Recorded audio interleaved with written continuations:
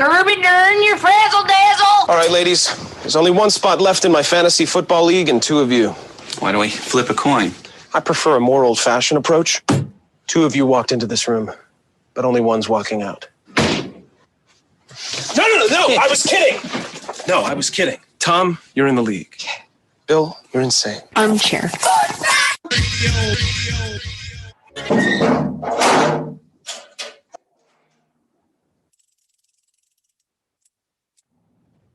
Beware, my friend, and let me warn you. Thinking of taking a bums to California. Let's keep the Dodgers in Brooklyn. Our house is not a home without some love.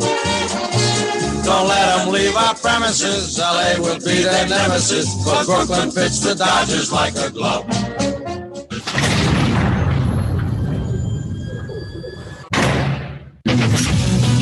This is Jim Rome. Join me in the jungle for your phone calls and the biggest names in sports. Stop by weekdays, noon until 3 Eastern, 9 to noon Pacific. Slider. He's going to have to hurry. He got him. What a play by Walt Weiss. Weiss has saved the game, at least for the moment. That's why Weiss was in there.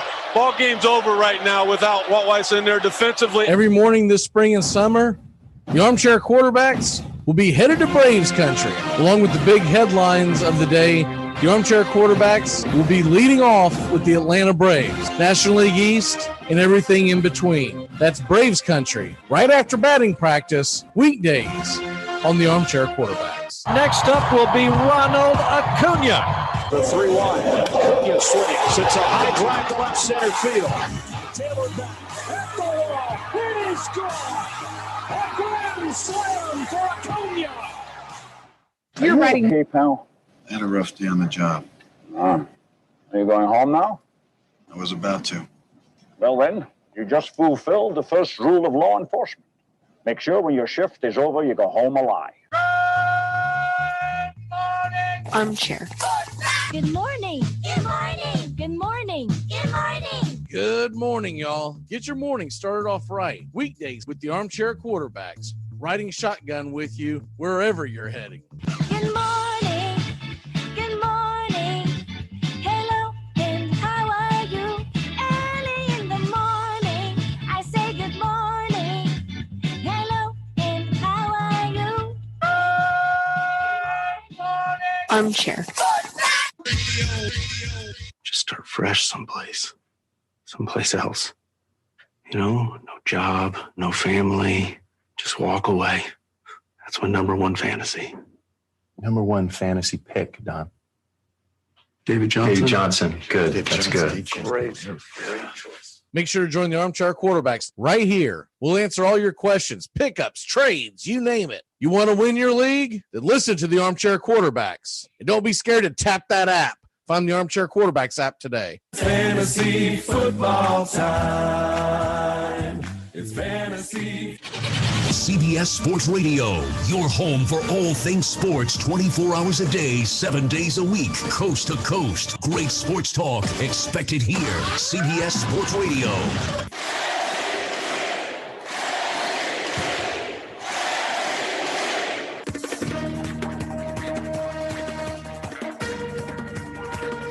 If you're looking for gifts or stuff for yourself from all teams, from all sports, it's MVP Collectibles in the St. Augustine Outlets Mall. Suite 245 across from the food court. MVP Collectibles has all 32 NFL teams, every SEC, every ACC, teams from the Big Ten, and 10 different Major League Baseball teams.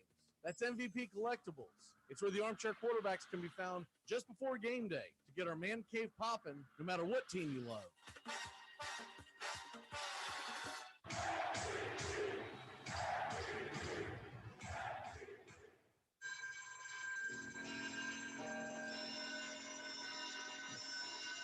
Wake up, y'all. It's the Armchair Quarterbacks Wake Up Show. Catch us on CBS Sports. The Armchair Quarterbacks app, free to download on Google Android, Apple iPhone, and Facebook Live. We'll get you going in the morning, 8 a.m. Eastern, 7 Central. What happened? Oh, man, he promised he wouldn't take the chairs. What the hell happened? How are you locked in there? Where the hell's all of our stuff? Well, this guy came by to look at the unit, and he said he didn't think it was big enough to fit a grown man. So you got in voluntarily? I was trying to make a sale. If I ever run into that guy again, you know what I'm going to do? Bend over?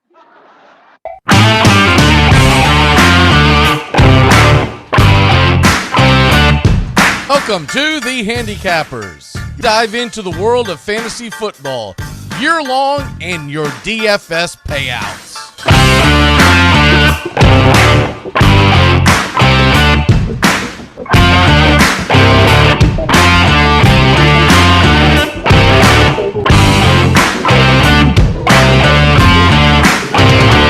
Your only true Southern football kickoff show that talks the spreads in Vegas, your DFS and fantasy, and your year-long quest to win that fantasy football championship. Only on the Armchair Quarterbacks YouTube channel. It's the Handicappers.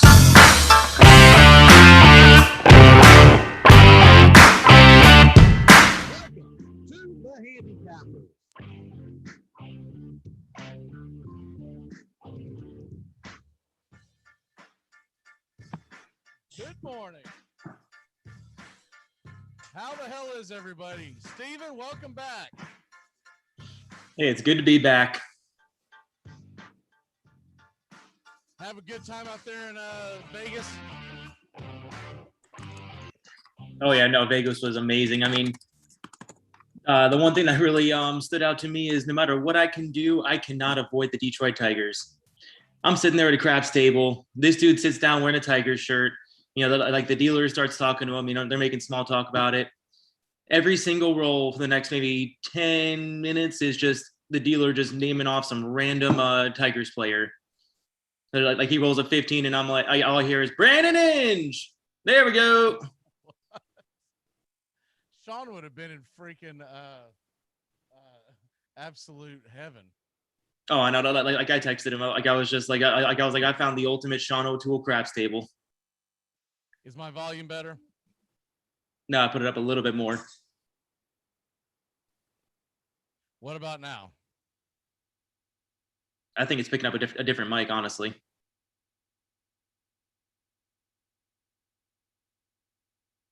What about now? Nothing. Hello? Are you serious? You can't hear me? I can, but it's very, very low. All right, we'll figure out here. There we go. Just got it. Okay. It might have to do something with that intro. I might have to fix that. All right. So before I get into anything else, let me make sure that I've got this set up to where I can share it. So we're gonna do a mock draft to get things going today, and kind of give me your thoughts. Have you done any mock drafts so far? I've not done any mock drafts, but I have done a couple dynasty startups. So like I am a little bit in draft season already. Okay. So everyone can see this right here. I'll adjust it once we get into the actual room itself. Last week, I think it was a little too far panned out. And so, anyways, I'll adjust it as we get into the room. There's no way for me to see it before we actually get in there. So we're about 3 minutes out. So I'll go ahead and stop the share on that, and we'll come back to it. Real quick, the fantasy baseball trade deadline was yesterday. Any real shocks to you?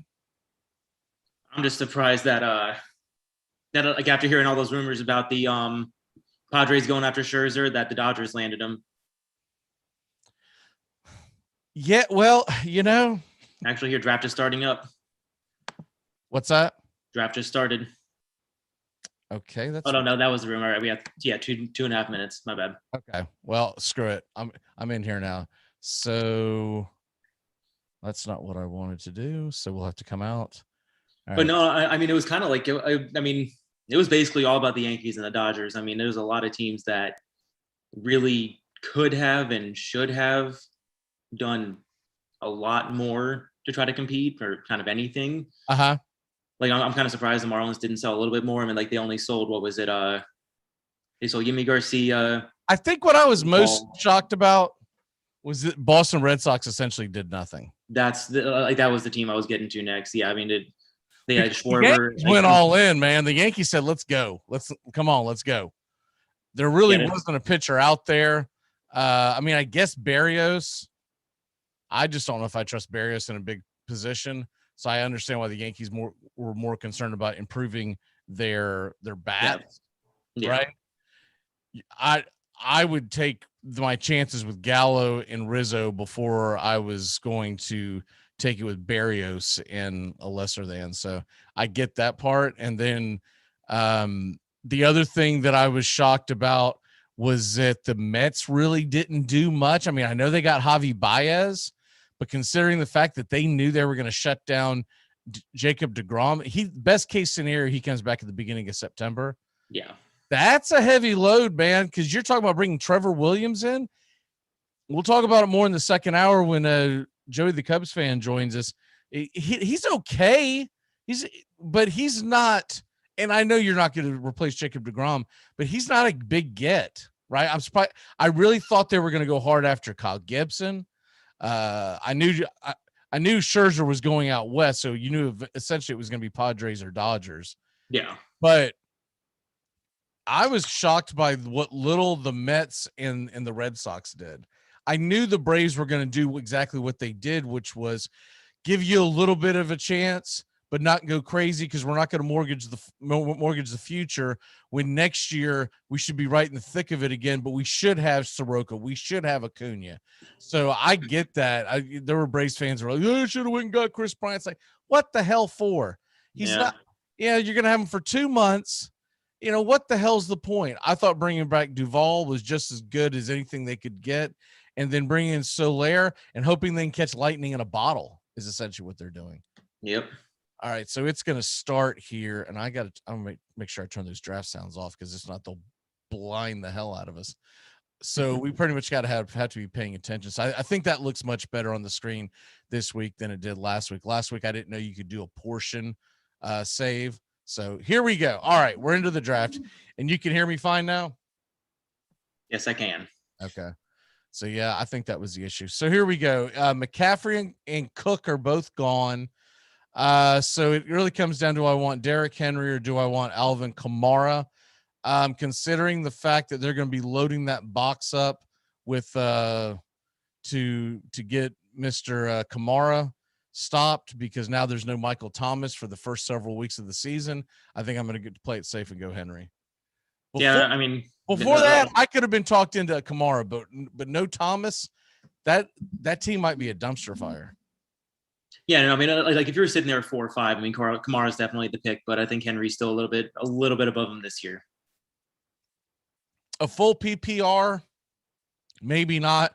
But in my head, I'm drafting like our drafts, which I think most drafts are like this now, the half point PPR. I think a lot of people realize that the full PPR is a little absurd. Yeah, right. So actually, I'm on the board. Last 3 picks to go. It's been a running back fiesta. Yes, it has. So last 3 were Jonathan Taylor, Ezekiel Elliott, Saquon. I am right now staring down either Nick Chubb, Tyreek, Stephon Diggs, Aaron Jones. I really am just going to go with the safe running back here. I'm going to go Nick Chubb. I mean, especially with Carson Wentz going out, that almost knocks Jonathan Taylor out of the first round for me. I'm just trying to get an elite running back. I think that I'm trying to adjust my strategy, and I'm getting one of those elite running backs in the first round and then worry about the rest later. All right. Now it's actually coming right back to me. I'm going back in 1 second. Give me 1 second. There we go. After my pick, we had Tyreek Hill, Stephon Diggs, Antonio Gibson, and now Aaron Jones. So that leaves me top 3 players available: Kelsey, Ridley, Joe Mixon. I'm actually going to mix it up a little bit here. I see Austin Eckler sitting there and I think that's going to be the play right there. I'm surprised you're not going Ridley, man. You're usually a big Ridley guy. No, I know. I'm just trying to. Has he burned too many times? Finally, have you finally? No, just kind of going off my point before. I mean, just the loss of Wentz really hurts Taylor. We've already lost Akers. I think like running backs are starting to drop like flies. I want to get my running back position solidified. I can find plenty of wide receiver targets in the middle to late rounds I want to get those running backs squared away, and just kind of and then figure out the rest of my roster later. Okay, so where are we at now? So I've got Devontae Adams, Najee Harris just went. If I have draft sounds on, I wonder if I can control. If I turn that down, is that turning me down? Is that turning me down at all? No, it's not. Okay, so hopefully I'll be able to hear everyone fine, everything like that. Because it'd be nice to have those sounds just so we don't get our head up our ass and get auto drafted. Yeah. Because man, that's easy to happen, especially when you only have a 30-second. Usually you got a minute and a half. Some people do 2 minutes. It really just depends. That's still a little loud. Okay. I might have to adjust that in a second. So it comes back to me. I've got Derrick Henry. I don't want to have two players on the same team on the first pick. I always feel like Joe Mixon is a little overrated for round 2. No, thank you. I'm going to go with Justin Jefferson. Yeah, I'm assuming that's as loud to use it is to me, right? It is. Okay. We'll go ahead and kill it. I was trying to do stuff here, man, but I don't think they have the no. They don't. They give you dark theme or light theme on your own, but I'm like, dude, how about you don't blow my eardrums out? How about that setting? Like, you're too old. If you're over the age of 19, we're not really looking at you as our demographic for fantasy football this year. So I grabbed Justin Jefferson and Derrick Henry. I expect big things from Justin Jefferson. I am picking again really quick. So I could have left him out there. He might have been available, but I don't know. So I went ahead and went with my best pick. So now it's my pick I'm tempted with DeAndre Hopkins, but he bugged me out about I don't want to play. I know he took it down, but the whole I don't want to play thing, I'm going to go ahead and go with Metcalf. Oh, yeah, no, DK is always a strong pick. I mean, what is that, top of the third? Yeah, and if he continues to progress and gets better than what he was last year, that's a little scary. Yeah. My only concern with Metcalf and anyone on the Seahawks this year is the main thing that they seem a little in a bit of a transition, and I don't know how powerful that offense is going to be compared to prior years. All right, so brings me up. I am on the board right now. The last 3 picks were DeAndre Hopkins, Keenan Allen, J.K. Dobbins.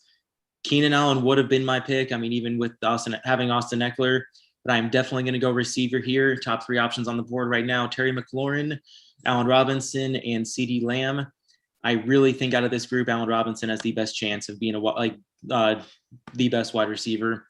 Terry McLaurin is a fantastic pick as well.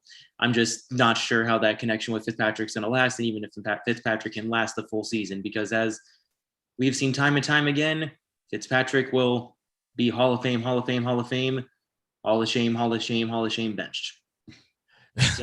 So all right. So looking at your team right now, you're coming back in one more pick. So I wanted to throw your roster up there real quick. You got Robinson, Chubb, and Eckler. Now we'll go back to the players. And what are you thinking now? Because you got Robinson, you got Chubb, so you got your running back straight. Are you thinking let's go wide receiver again, or best of player available because you can always throw them in the slot, or tight end, or what? I was thinking of going either Waller or Lamb, but both of those got picked. I'm thinking I'm gonna go. I'm gonna have to go Josh Allen. I mean, not Josh Allen. Chris Godwin here. I'm gonna finish just go best available. Finish on my wide receiver core. Does he concern you at all? Because there's only one football in Tampa, and they've got so many different receivers, not to mention running backs. They are going to want to share the load. It is, but I mean, like in the end, he's one of the top 2 talents on that offense, and like most of the times in the end, the talent wins out. And as long as he can stay on the field, I mean, we don't know if Antonio Brown's what his capacity is going to be this year. Like Mike Evans has to stay healthy as well. There's I don't think is Gronk even coming back this year? So I mean, it's just it is a lot, but I feel there is still room to grow for Godwin. And Evans, for that matter.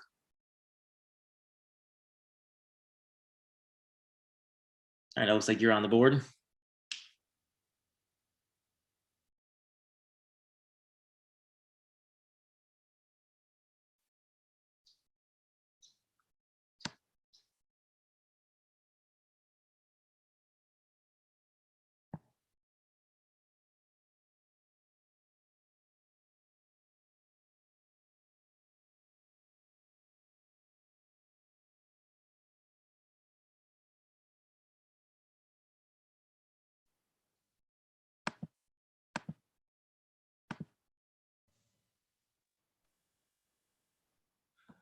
Can you hear me? There we go. All right. I don't know if I'm connected to. Might have to connect back to the. It says you're in the draft still. I Yep, know. it says No. Okay.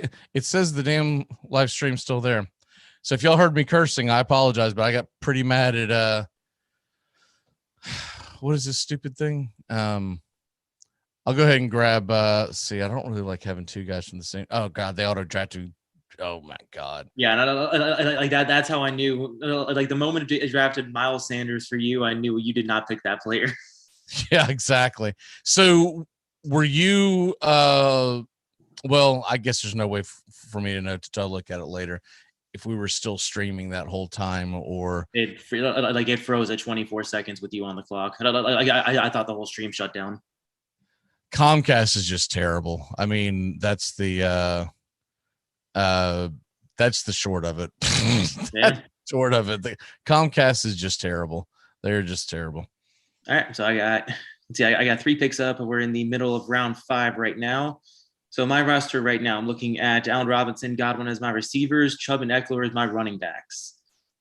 So actually, it's a pretty interesting group of players available here. I got Cooper Kupp, DJ Moore, Lamar Jackson, if I really wanted to jump on quarterback early. Then we have Myles Gaskin, Lockett, and Thielen. I will say I'm staying away from Lockett and Thielen. And see, Kupp and TJ Hawkinson just went. So that leaves me up with DJ Moore, Lamar Jackson, Myles Gaskin. Who would you go here? Out of that group, who would you like? And even throw in Travis Etienne, Deontay Johnson. Looking at your team, Robinson.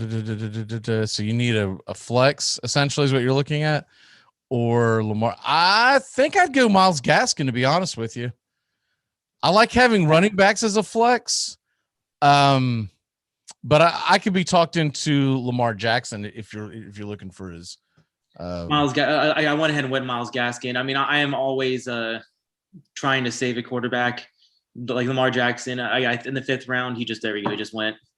But I'm eventually going to have to fix the fact that I've got Miles Sanders as a running back because I don't trust that guy at all. I mean, that is an absolute dumpster fire, but I don't know if I'll drop. I don't know if I'll fix it this round. I'll see what's available. If there's something better available, then I'll fix it the round after, but I can't. And thankfully this is a mock draft, but I can't go into a damn season where this is going on. Oh, I know. All right, and then like this one's going to be bold, but round 6, I love the value just because I know I'm saying bold because you don't like the player that much. I'm going to go DJ Moore here. I think he's really going to break out with Sam Darnold there, someone that can actually throw the ball. Well, he'll finally have a quarterback. So, yeah, I mean, look, I've never been against DJ Moore, the player per se. I've always said that if he was sitting in another city, well, he's essentially now in another city because he's got a real live quarterback. I still think the jury's still out on Sam Darnold, and he's shown flashes of brilliance. So I don't think that's a terrible pick. I see that you've given up on the Tyler Lockett theory, though, because never did I think that I would see you take DJ Moore over Tyler Lockett. No, I mean, like in the 6th round, it's just more of a like we've seen that we saw last year. DK Metcalf really took over that offense, and I mean, especially with Curtis Samuel heading out of Carolina, I think that just opens up even more picks for DJ Moore. I saw actually you just went Mike Davis there. Oh, I see what happened. I haven't been paying attention. I didn't realize that our share wasn't still on. So let me do that again. So those last few picks, Kyler Murray went 56th. Let me then know when Mahomes, there's stuff like that going 57. on when I don't have the screen being shared, because that was the whole point of this. I don't want to sit here and just talk about.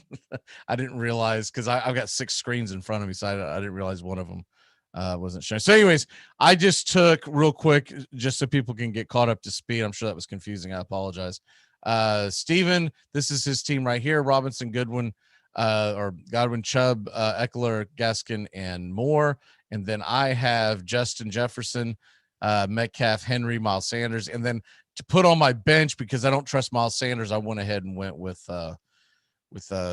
Mike Davis. You can even double down right here if you wanted to. I could, but I want to see what the best available is. And these are all running backs. Okay. So receivers coming up on, I got to make a decision here somewhere. I think I will double down, and looking at the running backs available, I'll take. Oh crap! Did I get auto drafted? I got Russell Wilson. Ah crap! Oh well, I talked too long. That was my fault. That one was obsolete. That one wasn't Comcast's fault. That was my fault. Let's see. I'm coming up in 4 picks. I mean, this would actually be the range I would normally go for a quarterback. I'm not really seeing anybody. I think with sort of the next available quarterback in the cross ranking, if you want to go off of that, would be Jalen Hurts around 75. So if you were in a real draft that like with people that were going to be using this, you would probably wait. I would see. I'm seeing how it plays out, because there are still a lot of position players out here that I think will outperform those quarterbacks. So I'm pretty even right now. I got three running backs, 3 receivers. Top options right now. Dave's got it pulled up. Oh, sorry. Dave's getting my team pulled up. T. Higgins, yeah. Odell, Cortland Sutton. There is Chase Edmonds. I want no part of Chase Edmonds. I think this year, I think right now I'm going to stick with top player out there, T. Higgins. I think he's like, even with the addition of Jamar Chase, I think he's still going to have a very, very high volume in that offense. That I think it's just like, especially in PPR leagues, I love the value there in the 7th round. One of these weeks, we're going to have to try doing a salary cap draft, as they call it now. They don't call it auction anymore. This is stupid. Yeah. Everything's getting cancel culture. But anyways, the problem with those, they take a long time to do. So we're going to have to do like a short league. Because if you, I did this last year. I don't even know if it was one that we went live. I think I recorded it, and then it took so damn long, I just scrapped it. But if you go like a 10, 12, 14 team league on the salary cap, man, you're talking about an hour and a half, 2 hours almost. Especially if the people you're in there with don't have their act together. So we'll try to do that in the near future, but we might have to do like an 8-team one just to be able to get through the damn thing. Okay. So your picks recently, you went with T. Higgins and Damian Harris. Okay, gotcha. So my team looks okay right now. Let me pull up my team real quick so people they can't see everything I can see. I always forget that. Wilson, Jefferson, DK Metcalf. I mean, it's not terrible that I got the combo. I just would have waited on a quarterback. And then this thing here got me sidetracked. But at least I have some depth. What I'm looking at now is probably best available player, because if you look at the best tight end available, there's nothing there that's got me jumping up and down, right? So I can definitely wait on that. So I'm going to go to my flex, and the best ones available. I'm probably going to go with the guy who, look, I love this guy right here, Raheem Mostert, but my God, he can never stay on the field. And so that's always a concern with me. But if he's my 4th running back, I don't worry about it as much. So I think I'm going to go ahead and take the best running back available, because when it comes back to me in about 4 picks, I'm going to grab the best wide receiver available. No, I mean, I definitely agree there. And I mean, one thing to note with Mostert is, I mean, I don't know if you paid attention, but Trey Sermon went about 20 picks before him. So, I mean, as far as we know, and as far as like for what Kyle Shanahan usually does, he is not really one to throw rookie running backs in right away. I still think that Mostert's a starter coming out of the year. I mean, like I said, I assume he's going to stays healthy, but right. But on the days where he has a good matchup and he's healthy, I can throw him in there. But I have to assume in a 17, well, what is it this year? 17 game. So it'll be 17 game fantasy league. I might be able to start him 5 weeks, right? It's just the way he is in matchups, et cetera, et cetera. Okay, so it comes back to me. There's some decent receivers available, so I'm going to kind of clear this out so I can focus on what is available at receiver and then what is available at tight end. At tight end, I'll go ahead and grab Logan Thomas. I'm going to take the chance on the fact that he's got a real quarterback now, and assuming they let him play, I will go ahead and take him, and then we'll see how it would go. You know, tight end's not something that I ever have a backup with. I'm just like, whatever, dude. If he gets hurt, I'm going to stream. So yeah, no, I mean that's usually how it goes. And what is there? Maybe 4, 5, if you want to argue the rookie pits of elite tight ends, and then the rest. It's a crapshoot. So what would you rather have to try to predict, catchers or tight ends? That sounds like a gentleman's bar in San Francisco. Come on into the catchers and the tight ends. The pitchers are up on stage right now. And the thing about tight ends, one thing that I do try to do, I try not to have the same tight end in every league, because there's certain years where you're like, man, I really like this player, and I try to get him in all my leagues. I don't do that with tight ends. Because first of all, I'm not going to draft Travis Kelce in the first round. Okay. So I'm not going to have the elite tight ends normally. So if I pick Logan Thomas here, I'm probably going to go with Noah Fant somewhere else, and et cetera, down the line of Hodgkinson, whatever, because I don't want to have all those eggs in that basket that if he has a terrible year, not injury, but if he has a terrible year, then I'm screwed. So where are you going here? So I was waiting. I was going to see if this player fell to me. I still need a quarterback, and I got Jalen Hurts staring me in the face. The rushing upside with him is immense. Like they just drafted Devontae Smith, his former college teammate. So the chemistry is already there. I think we're going to see a big breakout year for Hurts. It will be interesting. It should be exciting. If nothing else, it should be exciting to own Jalen Hurts, right? Oh yeah. If you're watching the games and actually like locking into the games, and you want to have fun, having a Jalen Hurts, having a Kyler Murray, those are fun guys to watch. It's not really fun to have Andy Dalton. Yeah. Well, I was gonna say someone with a little more pep in their step, but that's more of like it's not fun to have Tom Brady, right? Yeah, he's gonna be solid, but he's not fun to have because he's not exciting to watch. He just goes out there and wins, but he doesn't run around the field. So that's one of the things I like about fantasy quarterbacks is I do like the running quarterback. Not that I necessarily think that he's going to score more points per se, but at least he's got the ball in his hand and it's fun to root for. So here we come back to you again, and you've got 3 guys on your bench now, 2 receivers and a running back. You've got a running back in your flex. Cortland Sutton was my pick. I'm going to have to just kind of panic pick here. Tom Brady. And I do like this player a lot. So, I'm not complaining about it one bit. Juju Smith-Schuster, he had played a very important role in that offense last year as kind of the short yardage guy for Big Ben. And with Big Ben almost we don't know what kind of arm he's going to have this year. He still has trouble getting that ball downfield. I think we'll see a lot of volume from Juju in short yardage situations.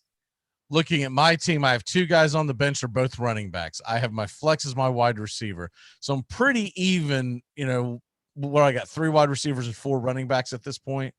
Yeah.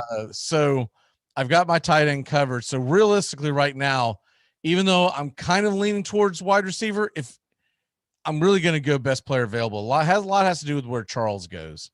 And Charles took Hollywood Brown. So that was not going to be my pick anyways.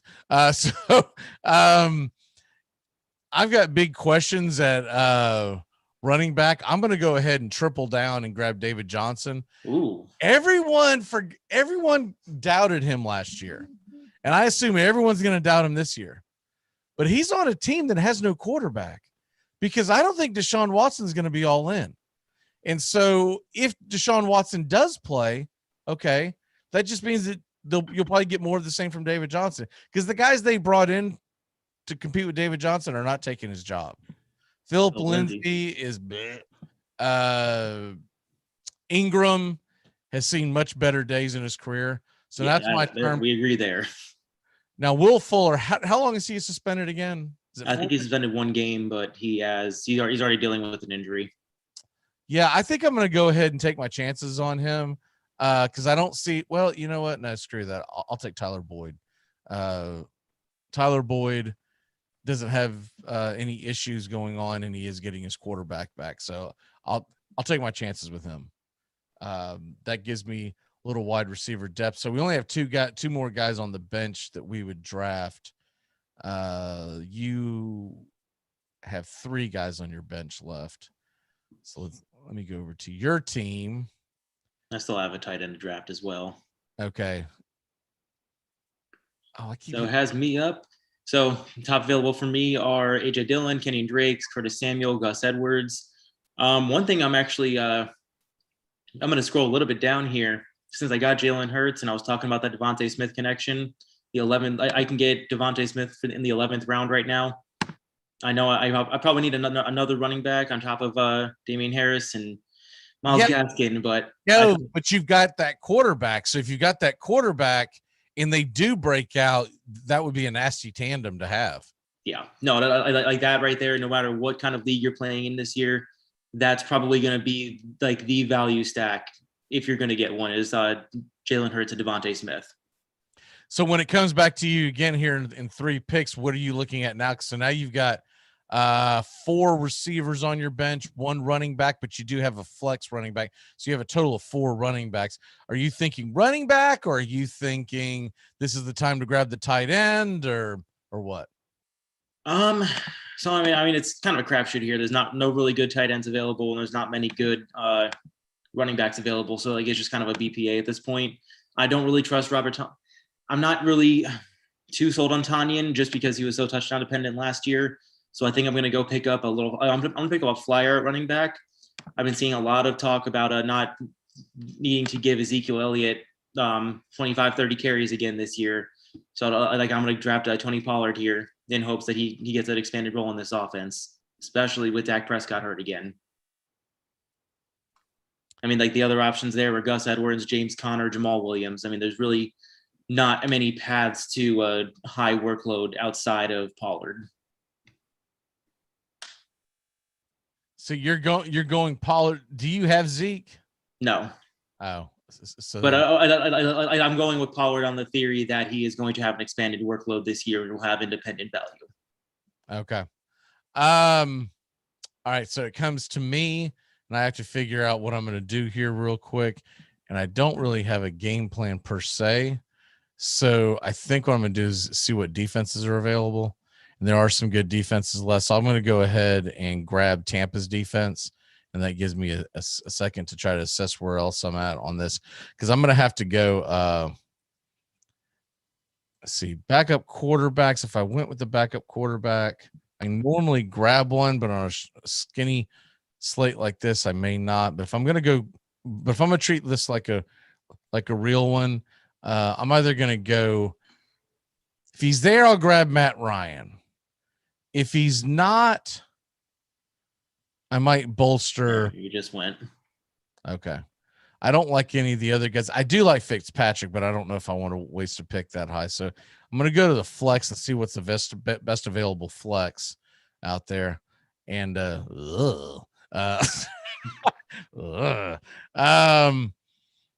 this point, when you've got I've got a lot of running backs. I think I ought to go just best wide receiver at this point. Antonio Brown, I don't like that. Devontae Parker he's tempting, but I don't think I'm going to go with him. I like Corey Davis going up to where he's at for the Jets. I think they're going to air it out, so I'm going to go ahead and take a flyer on him. Okay. I almost went with Pittman. I would have gone Pittman if Wentz was still healthy. That would have been like without a doubt my pick. Another guy that caught my eye there is I'm more likely to grab Pittman because Wentz isn't healthy. You want Jacob Eason throwing them those passes? Anybody, man. Wentz is terrible. He's not anybody. We saw Rivers do it last year, and it wasn't that good. We got here. We got a question. Give Chubb and Marvin Jones and get Lamb and Demont in a 0.5 point PPR. Would you do that trade? Give up Chubb and Marvin Jones to get Demont and CeeDee Lamb? Yep, in a heartbeat. That is a great trade. You would get rid of Chubb? I would have a hard time doing that. Oh, I mean, like you're downgrading a little bit of running back, but the tier jump from Marvin Jones to CeeDee Lamb is massive. That total pack, you're downgrading a running back, but and I'll tell you what I do like about Montgomery, man, they're gonna feed him the ball. They're absolutely gonna, and you don't have to worry about a Kareem Hunt, coming in and stealing your thunder. You don't have to worry about now that OBJ is back. You don't have to worry about them stealing your thunder. You don't have to worry about any of this. Yeah, I'm with you. 0.5 point PPR. Give me Lamb because Jones. I know there's a high upside with Jones that people are thinking because he's going to Jacksonville to reunite with his old coordinator, but I'm not taking that.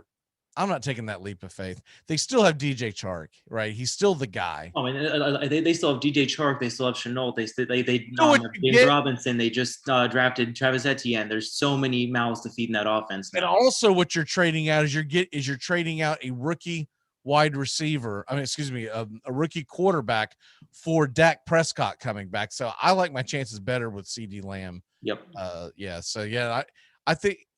And I'll be honest with you, Chubb may not even be an upgrade over Demont. By the time you get to the end of the season, you might be looking at going, thank God I had Demont.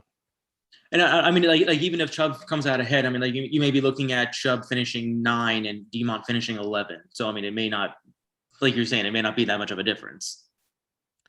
So, see, my team's coming up here. I got auto drafted.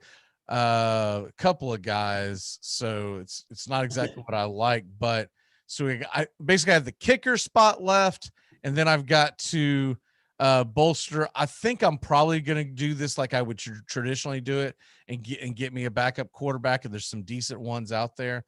For people that have missed the news on Wentz.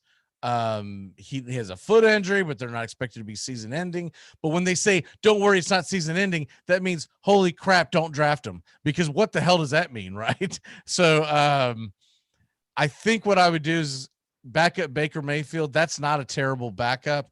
I'm so tempted to grab Justin Fields and what he could possibly do, with his upside. You know what? Just for giggles, I'll go ahead and do that. It would help my draft grade, my technical draft grade, if we did the Baker Mayfield, but I'll take the risk with him. Yeah, I mean, like that's kind of where we differ on draft strategy. I mean, like that last pick, I mean, depending on the bench size, but I mean, he like this kind of league, a short bench, I would rather use that on a lottery type player, just so like someone you get on your bench that you just have a feeling will not be available very early into the season. So, I mean, like a couple of guys that would. I'm doing this on one of our traditional rosters. Typically have more than a 6-man bench. It's usually between 7 to 9, depending on the draft on the league. So I'm doing it that way, and there really isn't anything out there that I wouldn't be able to pick up on the waiver wire down the line. And I like having a Fields there. I like his upside so much more than I like Trevor Lawrence's this year. And I mean, hell, I'm living right here, surrounded by it. But I still think that Trevor Lawrence is going to have some big time. There is nothing here. Well, they auto drafted me, which is fine because I think they auto drafted me a kicker, Sanders from Miami, which is fine. Never pick a draft, and this goes without saying, but never pick a kicker before the final round. I mean, I'm almost the same way, kicker and defense. I mean, like when I'm looking at defense, I'm waiting until the last couple rounds, and I'm just targeting a defense that at least the first week or two has a good matchup. And then I that way I have my wins at, like, not necessarily wins, but I have a good start out the gate. And then usually I'll stream from there. Every few weeks I'll pick up like 2 or 3 defenses and just kind of rotate them in and out. All right, so this is my last pick. I thought we had 16 picks, so I did not draft. I'm not going to be drafting a kicker or one of those, kicker or defense. So I'm going to go with the defense here. Actually, no, I don't have the matchups pulled up. So I'm just going to go a kicker, top available, Robbie Gould, lock it in. All right, so looking at your team real quick, we're looking at Jalen Hurts as your quarterback. Kind of take this away and see and tell us what you were thinking and how you like. Whoops, that moved on me. Let me slide this over. Okay, here is Steven's team right here. So no, I mean, like what I was thinking going in there is I was in the back half of the first round. I knew there weren't going to be many running backs left. I saw Chubb sitting there, so I wanted to get some kind. I wanted to get a workhorse right off the bat. And then I came back around for my second pick, and I saw Eckler there. I thought it'd be a great job to a good idea just to kind of solidify that position. And then from there, I just kind of went BPA, best player available, kind of filled in with receivers as I went. But yeah, just from there, it's kind of lock down the running backs and then fill in as I went. I mean, I'm happy with my receiving core of Robinson, Godwin, Moore, Higgins, Juju, and Devontae Smith. I mean, I couldn't have asked for better there. All right, now looking at my team, and even though I got auto drafted a couple of picks, I'm not counting the kicker. I mean, who cares? Yeah. I'll change kicker 7 times throughout the year. Once again, I've had arguments with people about this. The reason why you don't draft kicker till the end is because you're not going to keep him during your bye week. So whoever the hell it is, you're not going to care. It doesn't matter if it's Justin Tucker. You're not going to keep him during your bye week. There's no way you're carrying 2 kickers unless you have like a 30-man roster. Which is all of our leagues. Right. What the hell would be the point of no, hell, I think the most we have is like 17, 18, something like that. But well, unless you have like a 30-man roster where it's like a true dynasty league, the hell do you care about a kicker for? So and that's all, and that whole thing every week in and week out's a crapshoot.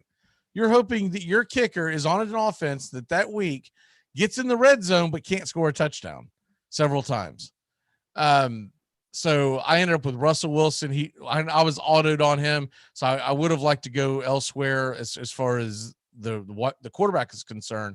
But starting out the draft, I got Henry and Jefferson, and then DK, and then the internet went out for 30 seconds, and they gave me Miles Sanders, which is just terrible. So that's why I came back and grabbed Mike Davis and Mostert and David Johnson to give me some depth at running back, which is actually pretty good considering how deep this league is for me to have that stable of running backs.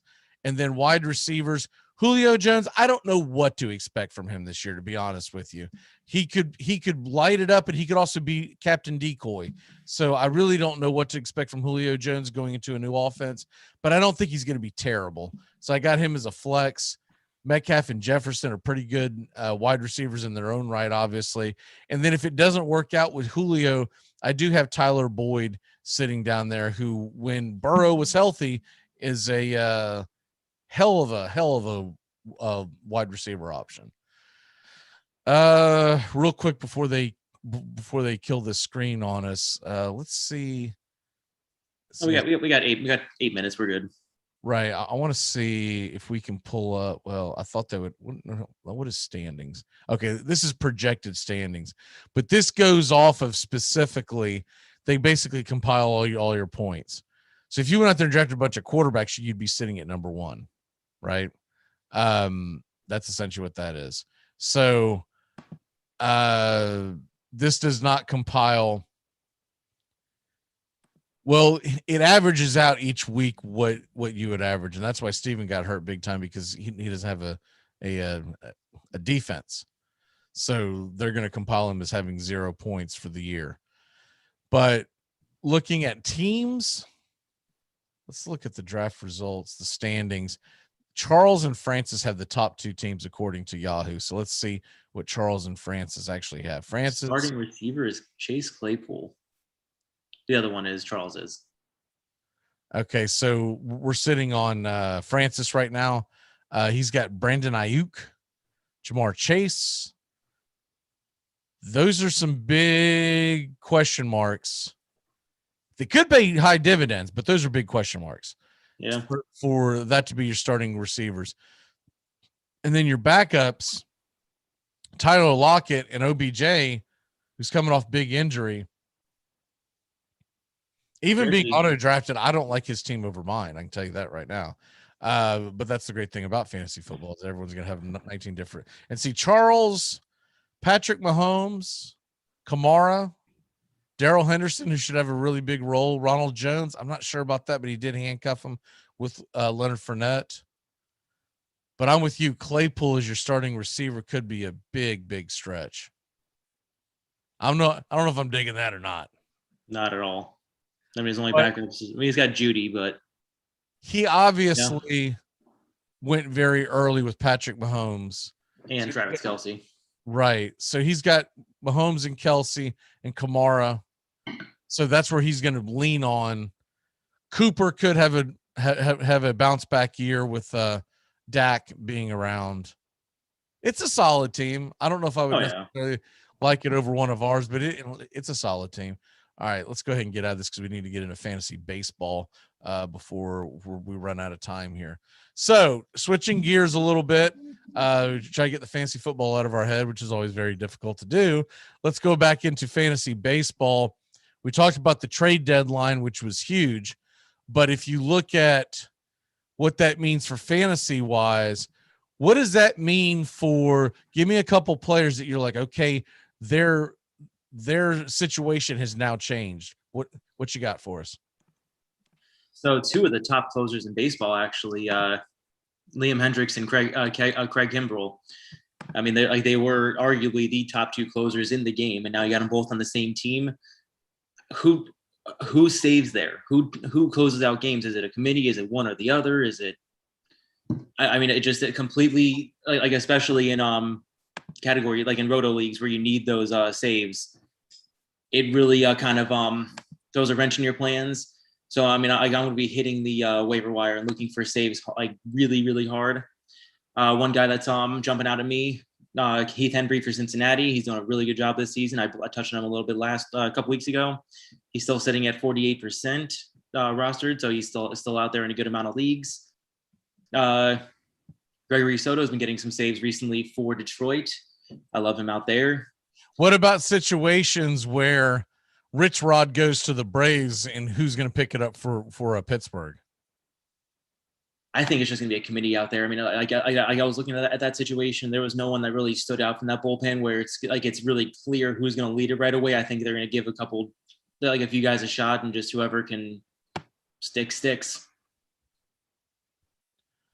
I'll tell you something else that's going to be huge is anyone who has Jacob deGrom is now screwed because but if he comes back in time for the fantasy playoffs, which is a big if, your team is going to be in trouble. They may not even make it. Right. Yeah.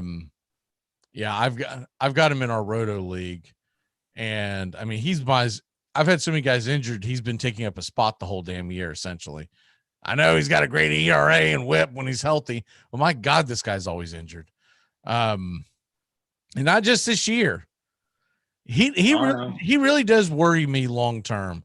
He worries me long term that he might just be one of these guys, even though he's incredible when he's healthy. He just may not be built to last. And it's a shame because baseball, even though I'm not a Mets fan by any stretch of the imagination, baseball's better when Jacob deGrom's on the mound. It just is. Yep. And I hope for a recovery for him.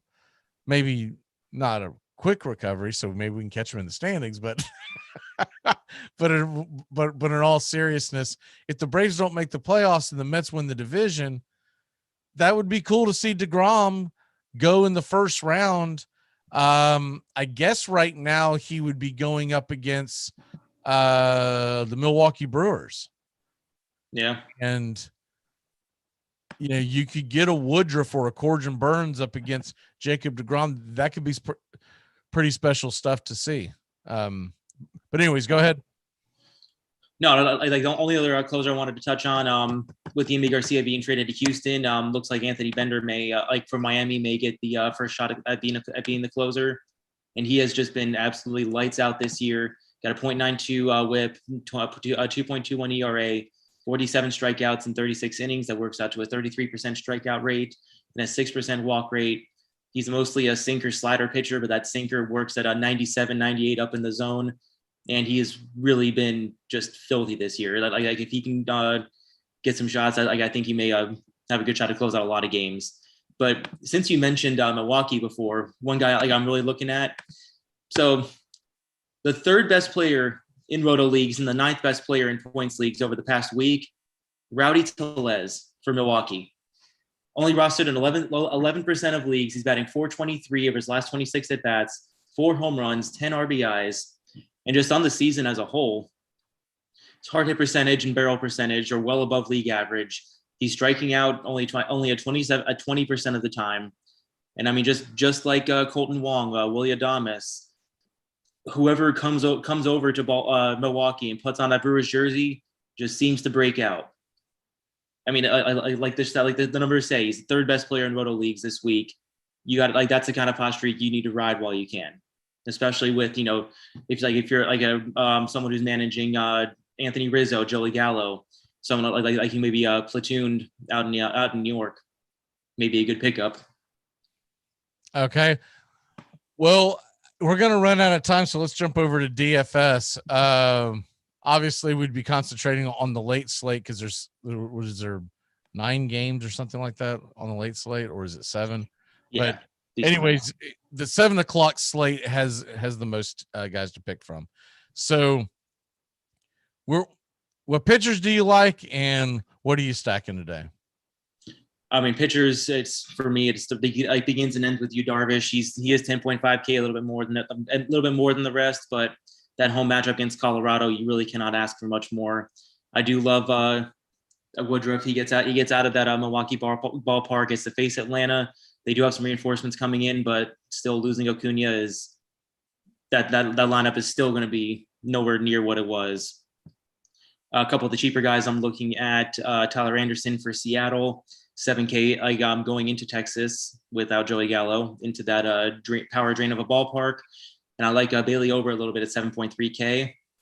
Also, actually, a little bit Dallas Keuchel. It's 6.8K against Cleveland. He's pitching at home today, and they've been really have not had left-hander as well. A couple stacks today. I like Minnesota. They've been looking they've been looking all right as of late. And like the main player I'm looking at in that stack is Josh Donaldson at 4,000. He's projecting really well against Woodford here. Likely to back cleanup. Another team I'm liking is Philly against Brubaker. I think they're still they need to get a win. And then, of course, the absolutely monster loaded Dodgers lineup against Merrill Kelly. Yeah, I pretty much Muncy, any lefty, right? Muncy, Bellinger, Corey Seager's at 5.1K. Yeah. Kind of funny how Corey Seager got healthy all of a sudden. We haven't seen this dude in weeks. Trey Turner gets traded to the Dodgers. Hey, dude, I can play. I'm good. Let's go. Come on. Let's rock and roll. I was like, yeah, I've got him in one league. He's just been sitting there just eating chips and doing nothing for my team all year long. He finally shows up. That to me was pretty damn funny. We're going to head to break here in a second to kind of flip the script. We're going to come in with the Chicago baseball. What is your walk-off for the day? Walk-off is a guy I didn't get to talk about just because of time, but if you see Patrick Sandoval available in any of your leagues, go pick him up. He was a little bit shaky last night, but still showed the strikeout capability that like is what got him where he is. Go pick him up if he's available. Not to be confused with Pablo Sandoval. Yes, I've mixed that up so many times. I had to make sure to say Patrick. Does Pablo ever see the light of day in Cleveland, or do you think he just gets DFA'd? He probably gets DFA'd. I mean, it would be pretty funny to see him and Franmil Reyes smashing back to back. I would like to see if he gets DFA'd. I would like to see the Braves offer him a position as some kind of a coach and just be like be their new be the new DH in Atlanta, the designated hugger. He can stand at the end of the bench and just put the panda thing on and hug, because the locker room did like him a lot. But look, when you're hitting 182 since May, oh yeah, you can't flailing around. I'm gonna miss him, but I wish him well. I hope he ends up back in the Atlanta organization somehow. All right, brother, we will see you next week. We're going to take a quick break. When we come back, Joey and Christian will be joining us here, and we're going to talk some Chicago baseball. Keep it locked in here on the Armchair Quarterbacks as we are getting you ready for football season, baby, on the Handicappers, and baseball season ain't quite over yet. You're a cop, huh? No, what I am, Sonny, is about 50 pounds heavier and one hell of a lot meaner, so you better straighten up your act. I don't think I like it. The snapper is Robert Shiver, a sophomore out of Thomasville, Georgia. The holder is Matthew Motley, a senior from Opelika, and Wes Byram, a freshman out of Fort Lauderdale, trying to put it through to give Auburn the win. Here's the snap, the place, the kick is up, the kick is long enough, the kick is good! Good! See you later, alligator! Tigers win, 20-17! I hope Lee Corso and Kirk Street never pick Auburn to have a chance again. Being number 2, being number 4. It all starts with just one thing. Glass jars can be reused to store food and spices, as a holder for combs and brushes in the bathroom, or as a container for plants and homemade candles, in addition to simply being recycled. Find tips and more at onethingus.com. Tom has been a teacher for over 40 years. One day, I think one of the students had asked the question and he didn't remember the answer. And I also noticed that he was letting his class out earlier than they were supposed to let out. I was really starting to worry. Levi and I talked about how it would change our lives, but he was there beside me. When something feels different, it could be Alzheimer's. Now is the time to talk. Visit alz.org/ourstories to learn more. A message from the Alzheimer's Association and the Ad Council. If we actually enjoyed our New Year's resolutions, we'd all have six packs, money in our saving accounts, and we'd know how to play the piano. I have to tell you about the one resolution I actually enjoy. It's Built Bar. It's delicious. Oh yeah, it's healthy too. Built Bar is healthier than your favorite protein bar. They're low-cal, low sugar, high protein, high fiber, great for the keto diet. Lose or maintain weight while indulging. And with only 4 net carbs and 150 calories, there's no guilt. Visit BuiltBar.com. Make contact. A collective psychosis is sweeping the nation. We're in the thick of the haze craze, and Elysian is introducing an altered state of IPA. Contact Haze is a tangled chemistry of mild haze, low bitterness, and an explosion of hop aroma. This hazy IPA bursts with notes of bright raspberry, currant, citrus, guava, and passion fruit. Available in 6-pack cans in stores and in all Seattle Elysian locations. Make contact.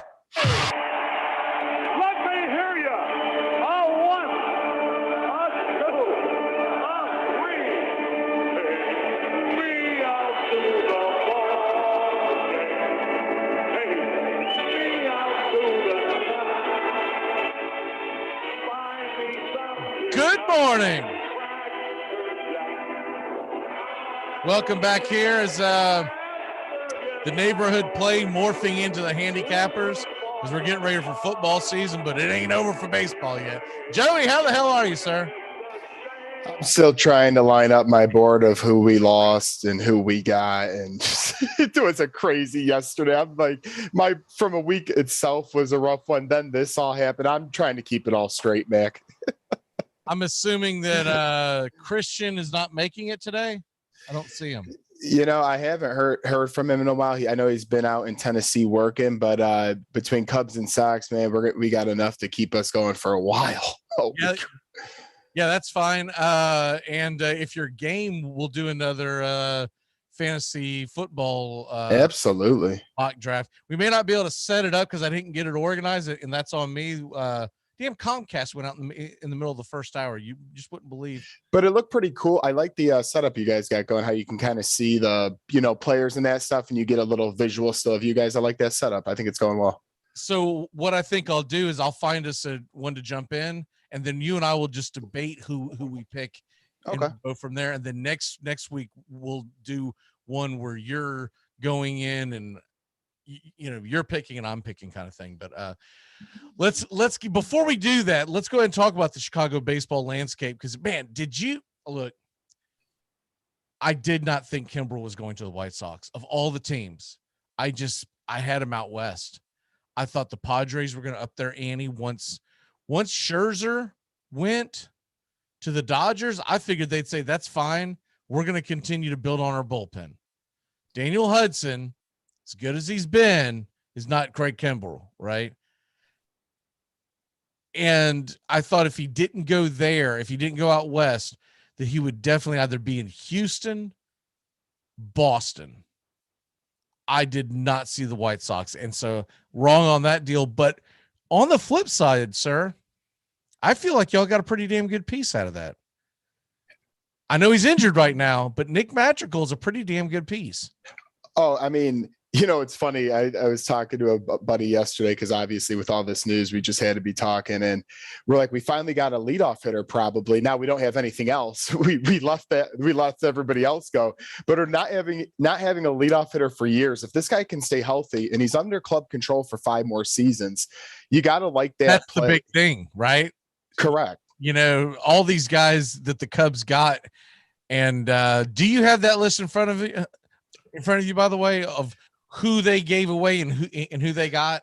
Yes, I do. Do you want me to read it off? Yeah, because I was about to go to it, but if you've got it, that'd be a lot easier. Yeah, no problem. Okay, so we traded Tepera also to the White Sox, a reliever.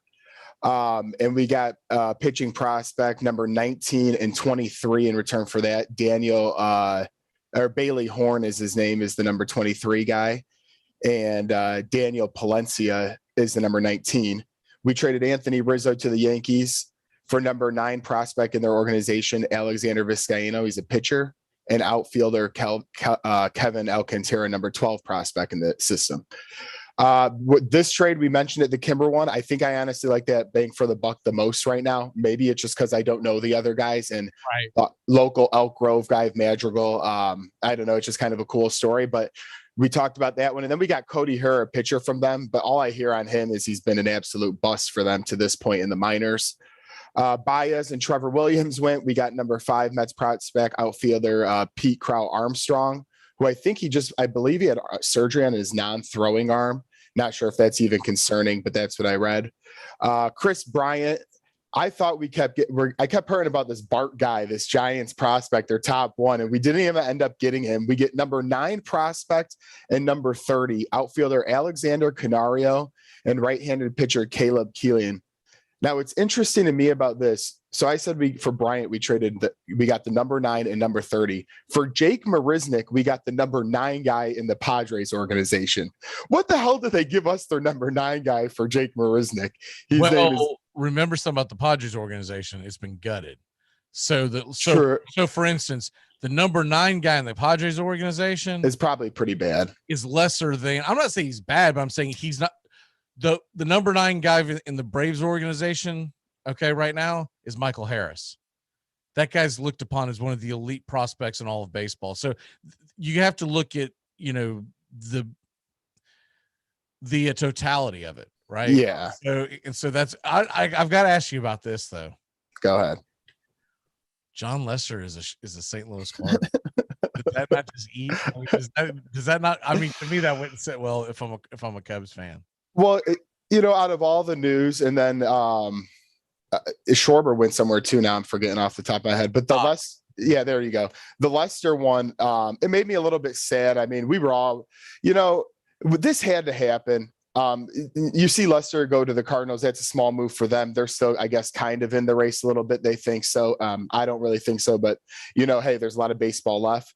But just for Cubs fans in general, as we talked about all those trades, and we're like, everything's just a little bit down because now we won a World Series. If we didn't win a World Series, this would all have been had for naught. It would have been a failed system. But since we got 1 ring, I'm okay with this, and it was needed. This team was under 500 and not playing good ball and had one of the worst offenses in June in the past 5 seasons. So to me, you had to blow it up.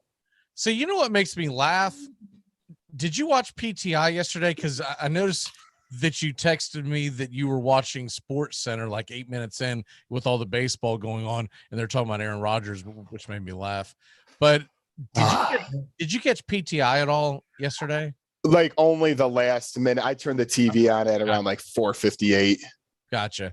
So they were stunned, both Wilbon and Kornheiser, more so Kornheiser than Wilbon, but they were both stunned and glum and gloomy because the Nationals, who Kornheiser is a fan of, and the Cubs, who Wilbon is a fan of, sold off at the deadline.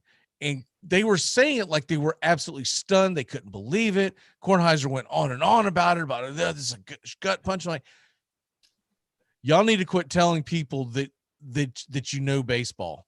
Yes. Because this has only been a topic for the last 6 weeks. Whenever the Cubs went on that 10-game losing streak, everybody knew it was a sell-off. We were talking about it could be a sell-off back in March, but then the Cubs played good baseball, and we said, okay, hey, if they're going to be in it, they're going to be in it. But then the 10-game losing streak made it a wrap, right? Oh, no. I mean, it's like you said, if you've been keeping up with the show, you know, Mac has been asking all along, who do we think's going? Who do we think's staying? We had that nice hot streak, but then the 10-game losing. I'm not losing. even just talking about us. I feel like any outlet, because I'm sure Kornheiser and Wilbon don't know where to find the armchair quarterbacks. They're probably like not allowed to listen to CBS radio and all that crap. But anyways, but my point is, you trying to tell me at some point when you're following, you know, they follow Jeff Passan.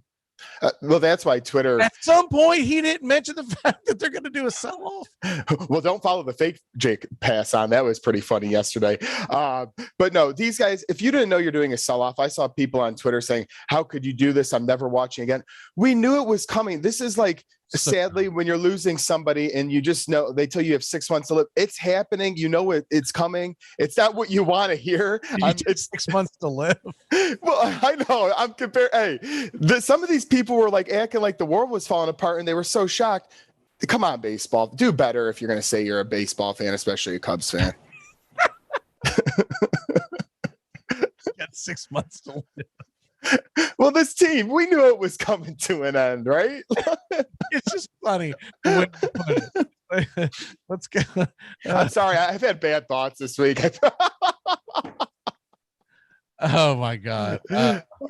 What else we got? The other things that went down that I think were monumental. First of all, nobody knew it because it doesn't get announced till after the trade deadline because they knew better.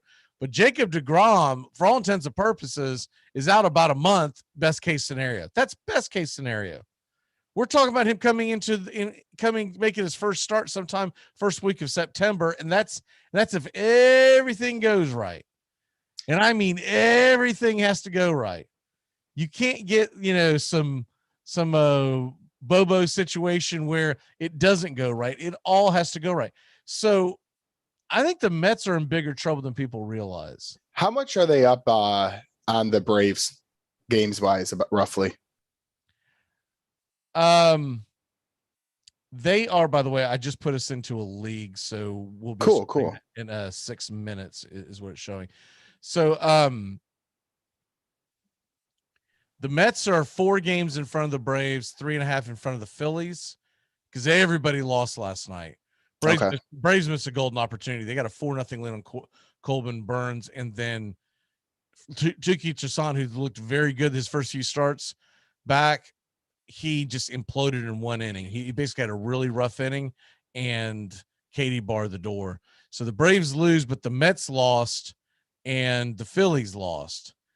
And so you've got about 60. What the Braves are really looking at for honest engine purposes, if they can get within 1 or 2 games of the Mets going into the final series of the season, it's in Atlanta.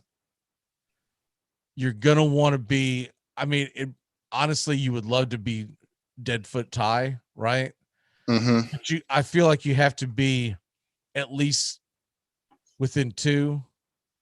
Because if you're asking for a sweep, now obviously, if you go in there down 2, then you're having to sweep regardless. But if you sweep, then you would win the division. If you can get within 1, which is where the sweet spot's at, then you just have to win that division that weekend, and then you would force a 1-game playoff. So since I know you have your Braves country, but it's the weekend, and I wasn't able to listen to the first part if you mentioned any of it. Did you like the moves in totality? I know it's Cubs Sox, but did you like what the Braves did? Yes, and I believe that people are being kind of goofy with complaining about them not doing more, because we're a team that's not very good right now. We're a team that's missing our most dynamic player. Sorry, I keep checking the clocks so I'm not over talking and all good. But nobody wants to look at what I'm looking at. I mean, this is a boring room to be in. Once the room opens up, I'll share it. We're about to do a mock draft, the second one today for people, and this one's going to be a 12-man draft as opposed to the 10 that we did. We just have one pick, and I thought I clicked 6, but it looks like we have the 7th pick, so we're right in the middle of it. Okay. But as far as the Braves go, they added Soler, who's been hot recently. He's had a terrible year, but he's been hot recently. Remember, this is a guy hit 48 home runs in 2019. Oh yeah, so good for fantasy. So he's got the ability. They added Adam Duvall, who is a clubhouse favorite and was on a tear last year in Atlanta. He's doing pretty well this year as well. Doesn't hit far and a high average, but maybe he's got pop. So you add 2 really good outfielders. And then the other kid, that the Rosario, he won't be with the team for about 2 weeks because he's coming off the IL, and they're going to send him to Gwinnett, to get ready, et cetera. But they've added 3 really good bats. The Rich Rodriguez is the biggest move for Atlanta, because now you have a guy that you can put in the back of the bullpen. Now we're not putting out some clowns in the 7th inning. We've got Rich Rodriguez, we've got Chris Martin, and as flawed as he is, Will Smith has only blown 2 saves all year. So that's a pretty good punch. I would say you're probably going to go to Martin in the 7th, Rodriguez in the 8th. If it lines up differently and all their lefties are coming up in the 8th, then hell, bring Will Smith into the 8th. I don't know if he's got that kind of ego. That's the only concern with that. But I think the Braves did well. They didn't give up much. The only name that anyone's going to know that they gave up was Bryce Wilson. They gave him to the Royals for Soler. Bryce Wilson has never really – Bryce Wilson, to me, at best, is a number 4 starter in his career. I contend they should have turned him into a bullpen guy. I don't know why they never tried it, but it is what it is now. He's gone. They're holding on to Kyle Wright to make a trade with him when the market sees him higher. Right now, he doesn't have a very – it's a stock you don't want to dump because you're not going to get anything for it. So I thought they did really well. I was surprised by the Red Sox only acquiring Schwarber. That's all they did. I thought the Yankees did great. I thought they did a fine job. I was a little surprised the Yankees didn't add more of a starter than Heaney. But I think Heaney's going to be a middle relief guy for them, like a piggyback. Yep. Because when Severino is going to come back, they're going to bring him back much quicker than they normally would, because they don't have time to stretch him out because he had his setback with his groin injury. So they're going to try to bring him in as an opener. I believe the Yankees are going to bring him as an opener to try to go 2 or 3 innings the first several times out, and then stretch him out, and hopefully he gets there by October. So I thought the Berrios was a head scratcher for me. I was surprised that's where he ended up, but look, Toronto's being aggressive, even though they don't have much of a chance of making the playoffs. Well, yeah, and a lot of teams made moves yesterday because a lot of teams still feel they're in it, and they should. But like the pitching, to me, in the American League, everyone, it seems like, added a lot of hitting. But man, it's going to be really interesting to see. I think we're going to get a lot of high scoring playoff games this year in the American League. Like, I just don't see the ace. I just don't see the names. I know some guys are doing good, but even the White Sox, who kudos to the Indians, by the way. Or what they call the Guardians. I'm gonna have to get used to that shit. Yeah, Phil Maton got them Miles Straw. That's a pretty darn good get. It really is. I was shocked by what the hell the Cardinals are doing. I mean, they're bringing in Lester, they're bringing in Happ, they're acting like they're actually doing stuff. They got rid of John Gant. So they obviously have given up on him. But Hap, Lester, and you're 11 and a half games out of first? What the hell are we doing? Yeah, honestly, you're not going to even get more butts in the seats at that point. Nobody wants to see too much of that anyway. So I just don't understand it. That's why I'm glad what the Cubs did, not this in between stuff. It would have drove me nuts. Oh wow, okay. So we are a couple minutes away from. There you go. There's the clock. I like the fact that I can adjust this to make this right fits the screen more seeable. Yeah. Last week I didn't realize that was an option, and we had like this. It looked cool, but at the same token, you have to get right. You have to like nose on the screen to be able to see what was going on. So we have the 7th pick. So we got a few minutes before that begins, and I'll have to. I got to turn that draft sounds thing off. That thing is terribly loud. So we're gonna have to pay attention because we're not gonna see or hear the ding. It's your right.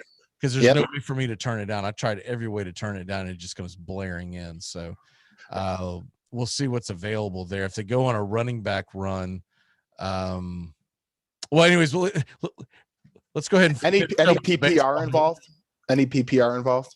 I believe this is I think their standard default is half point PPR. Okay, so that's what I'm looking at, but I didn't see anything before we went in, so I have no idea. No problem. I mean, it's a mock, so right. I'm sure everyone is drafting according in their head to their rules of their league. So kind of a crapshoot. But we'll be doing this August. I want to say 27th. It's 4 weeks from last night. Okay. Is the first draft that we'll be doing live on YouTube. The YouTube After Dark draft that I know that you're in. Yep. And then the other ones, aren't you in the morning one? I think I'm in 2 of them. Yeah, I think that was the design it was going to be, was that we've got the After Dark one, which is going to be pretty fun because anyone that wants to join into the Zoom room will all be yucking it up. And seeing that in that league, it'll be, make sure I'm in the right league. Yeah. You, Brian, who watches the show quite a bit, Steven, who was just on. I got you.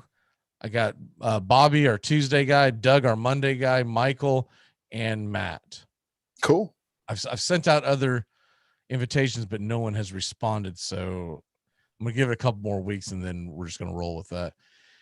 And then what do we got here? And then the other one, the morning show that'll be live on our wake up show.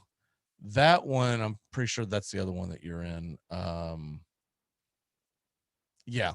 And so it's more of the same Christians in that one as well.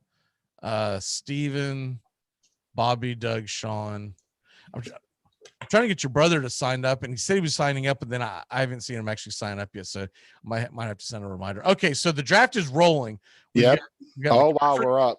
So McCaffrey, Cook, Kamara, Ridley, and Henry. Look at who's top of the board. 5th. Oh my God. So do you want to get your boy Jonathan Taylor? If you're went. He's already gone. So it's our pick now. Zeke, Barkley, Chubb. I mean, I like Barkley, but I know he has injury concerns. Who do you like? Either Chubb, Chubb's the safe play. He's the safe play. Okay. That's fine with me. All right, Chubb. Zeke is intriguing, but it's got to be boom or bust for him and Barkley. I feel like they got to have big years. And I hate that feeling of drafting a first-round draft pick going, hope he's good. Yeah, right? Because what are you saying for everything else you do in the draft? Man, hope he doesn't get hurt. What? I want my first-round pick to know that he's out there almost every Sunday. Oh, man. If he were fall, and I don't expect him to fall that far, but Aaron Jones is one of those guys that what you're going to get from him, right? Yes. That's one of those situations where I kind of wish we were a little further down in a 12-man draft to be around like the 10th pick where this guy's at, because you could draft Aaron Jones and you might get lucky enough for Barkley to fall to you if people are bugged out by his status. But we'll see what happens. The only advantage you get from being where we're at is that there's not gonna be such a long wait until the third round pick. Well, and since we got a couple minutes here, you guys didn't think my week was bad enough. My quarterback now has an injured foot, and I know it's a baseball show, but you want to talk about a terrible week while we're waiting. In the meantime, seeing the board jump around, I couldn't believe when that news came out too. Oh God. Oh yeah, man! I saw that. I was like, poor Joey. I just had a rough day. It was just so rough. Poor Joey, man. He's gonna be wishing Phillip Rivers came back. Oh man! Honestly, grab him out of that high school coaching and let's go. You take off that stupid bowler tie. The game kicks off at noon. Come on, let's go. 2 picks. Okay. What do we got? A running back first. Like most teams, they don't have much of a backup plan, right? I could sit here and the backup quarterback does suck. So it is right. At least ours is young, I guess. So maybe if he's something, but right. Okay. This is what we have available. We're going to assume it's a 0.5 point PPR. So you got like Justin Jefferson. I really like Jefferson. All right. We'll go ahead and if you like him too, but I really like him. Yeah, I'm fine with that. I don't know what to expect from AJ Brown because until you see it in person the first couple of weeks on how they're going to distribute the ball between him and Julio. And then of course you still have Derrick Henry. Right. I like the fact that Justin Jefferson has emerged as the number one in kind of a similar situation, but I definitely think that he is the 1A. And Thielen is definitely the number 2, maybe 1B. Yeah, he definitely filled in for Diggs. In Tennessee, I don't know who's going to end up with. Say they both stay healthy. You could convince me 17 different ways on who's going to lead that team in receiving between Jones and Brown. So I'm worried about grabbing one of those guys and then dreading this is the week he's not going to do anything, right? And you've blown a second round draft pick on him. It's not the fact you don't want the guy on your team. It's like, dude, what could I have had? Yeah. Now, I know we got a lot of Chicago people. If this guy falls, which I know he won't, but if this guy falls, David Montgomery's gold, baby. Oh yeah. The Bears offensive line was atrocious at times last year, and he still made some magic. He was a beast down the stretch. Correct. Well, he's not going to be there. He might. We got one pick away. This dude's drafting. Stupid Corey in your damn auto draft. You suck, dude. Terrible at life. You're terrible at life. Okay. So we got CeeDee Lamb, Godwin, Mahomes, Evans, Cooper, Kittle. What are you thinking? I was going to have you kind of point me in a all right, we've got a receiver. We've got a running back. We can go anywhere we want. I don't think we go quarterback, but we got to make a decision quick. Godwin or Evans. See, but then we're going with the CeeDee Lamb. Fine. All right. So we get Lamb. A lot's going to have to do with how hurt is Amari Cooper. So I know they're expecting him to play and not miss much time. But they're expecting. Okay, so you see right here this update. He's going to practice in mid August. He's probably back by the opener. Probably, but it's just all the time with this guy, and they gotta have some consistency. Like you, I mean, I feel like we're hitting on a couple. Thankfully, he's had a year with Dak before, right? Thankfully, this isn't like his first year with the team. But it's still a concern. I don't like grabbing these guys when they're hurt in August and July. It's going to be fine. It reminds me, was it last year? It might be the year before. But remember AJ Green, that saga that went on? and he hurt his foot in practice, and you heard, well, he's only gonna miss a few weeks. Well, he might miss one, he might miss two, and we all went out and drafted him fairly high, and then the guy like never got on the damn field. Nope. It was terrible. Same thing happened with me and Le'Veon Bell one year too. I feel like I just That's injuries. that jackass never played. Yeah, I know. One year he sat out. One year he got in. Oh God, dude, I had him. I had him. It was a salary cap draft. I was pissed. That is the worst. On my team, no matter what he does, he can cure cancer. That bastard's dead. Maybe that person I talked about that had 6 months can cure the cancer. Oh, dude, did you see him throwing Andy Reid under the bus? Who throwing Andy Reid under the bus? Le'Veon Bell. I did not see that. Oh, he threw him under the bus just like he threw Tomlin's. Like, dude, there's a common denominator here, son. There's a common denominator here, son, and it's not Andy Reid. It's not Mike Tomlin. Two of the greatest coaches of all time. It's not even Adam Gase in New York, right? Jesus. It's the fact that everything is someone else's fault. Is he on a team now? Okay, we got a question from what do we got? I don't see the name, but Saquon and Hollywood or Lockett and D-Hop half-point PPR. Saquon Barkley and Hollywood Brown or Lockett. Man, I think I got to go with the latter. I think I'm going with Lockett and D-Hop because the problem. So am I. Hollywood Brown's got a terrible passing quarterback, and so he's very boomer bust every week. And then Saquon, we don't know about his injury issue. Lockett can be very. It's half-point PPR. We got our draft. We got our pick is up. Okay, where are we at? We'll probably need a running back or quarterback, I would say. What do you like out of these? Do we go Josh Allen or do we go? God, I don't. I say we go that we need a running back and crap. They're gonna nail us. Let's go ahead and grab Henderson. Yikes, man, the running backs fall off fast. Holy cow. Yeah. Well, it was either that or no. I mean, you pick.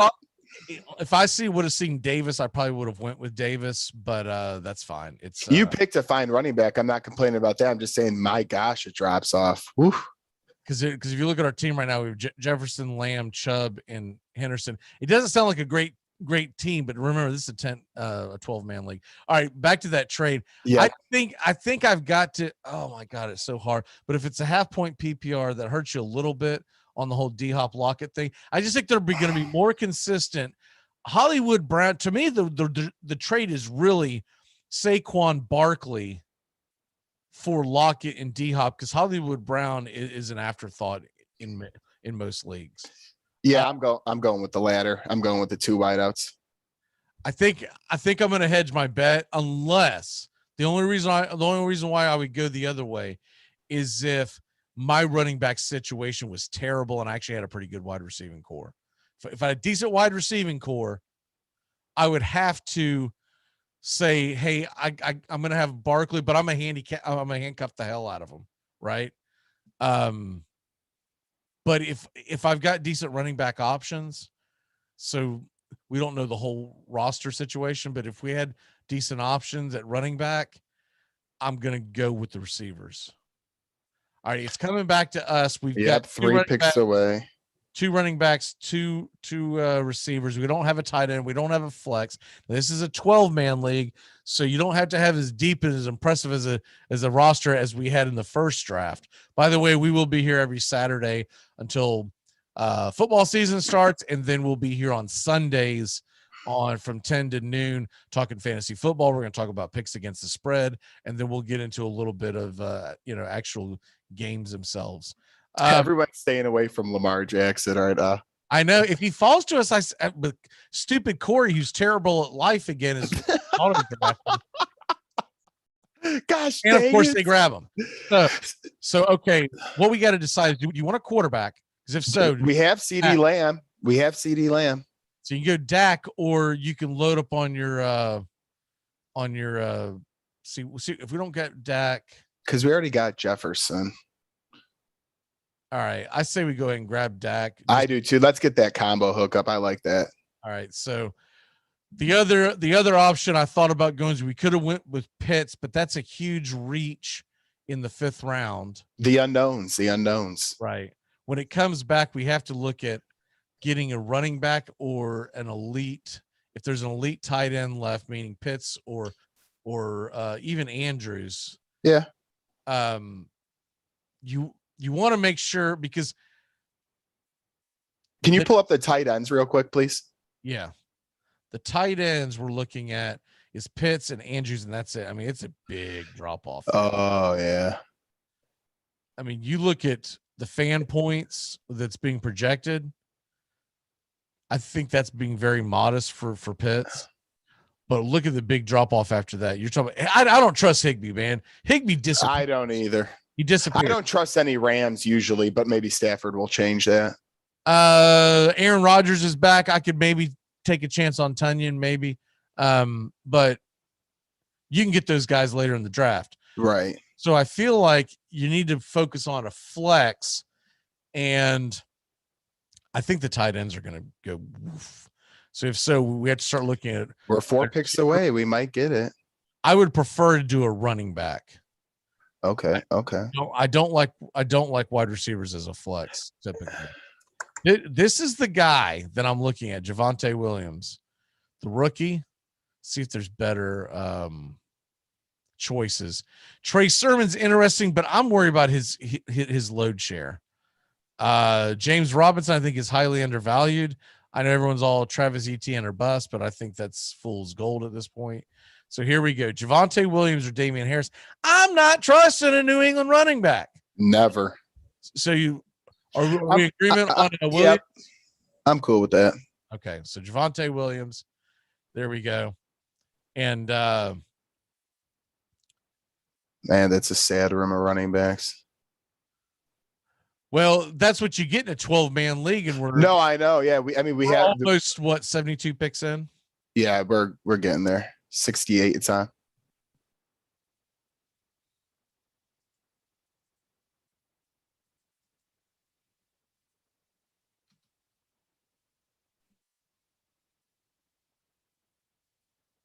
$11 pick.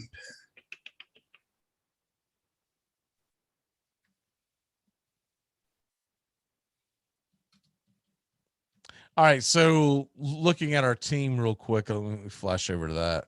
So, yeah, let's see what we're looking. No, you're fine.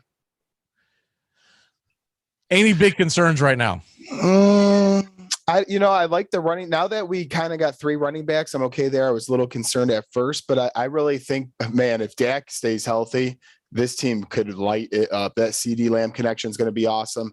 Jefferson taking the deep balls, Chubb's consistency. To me, if Prescott can ball out, this team could ball out.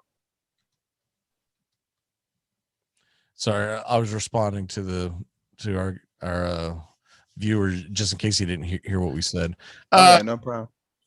Looking at this, and all right, so we got to get ready now. All right, we're in the flex. We've got our quarterbacks, so we don't have to worry about that. We've got these guys coming up now, and looking at our receiver / who is jumping off at the board at you? Juju just went. That's the guy that I was thinking. We got 20. I kind of like Chase Clay. I either like Chase Claypool and Robbie Anderson. It depends on what Sam Darnold does, but I'm gonna go either if I had to choose Chase Claypool or DJ Shark. I think. Okay. Shoot, we got auto drafted. I knew it was going to happen. We ended up with Robbie Anderson. Hey, I'll take him. I mean, like I said, it depends on Darnold. When we get there, you got to make quicker decisions because I can only click so fast. So when we get there, when we get to the next one, try to figure it out in 10 seconds. You feel me? No, yeah, I feel you. Leading up to that, this is what our team looks like. Not terrible, considering it's a 12-man league. You've got 3 receivers, 3 running backs, and a quarterback. And then we just got to ask, what do you like about Eckler? I'll say this. I really like the Chargers offense in totality. I think if Herbert, we don't have Eckler.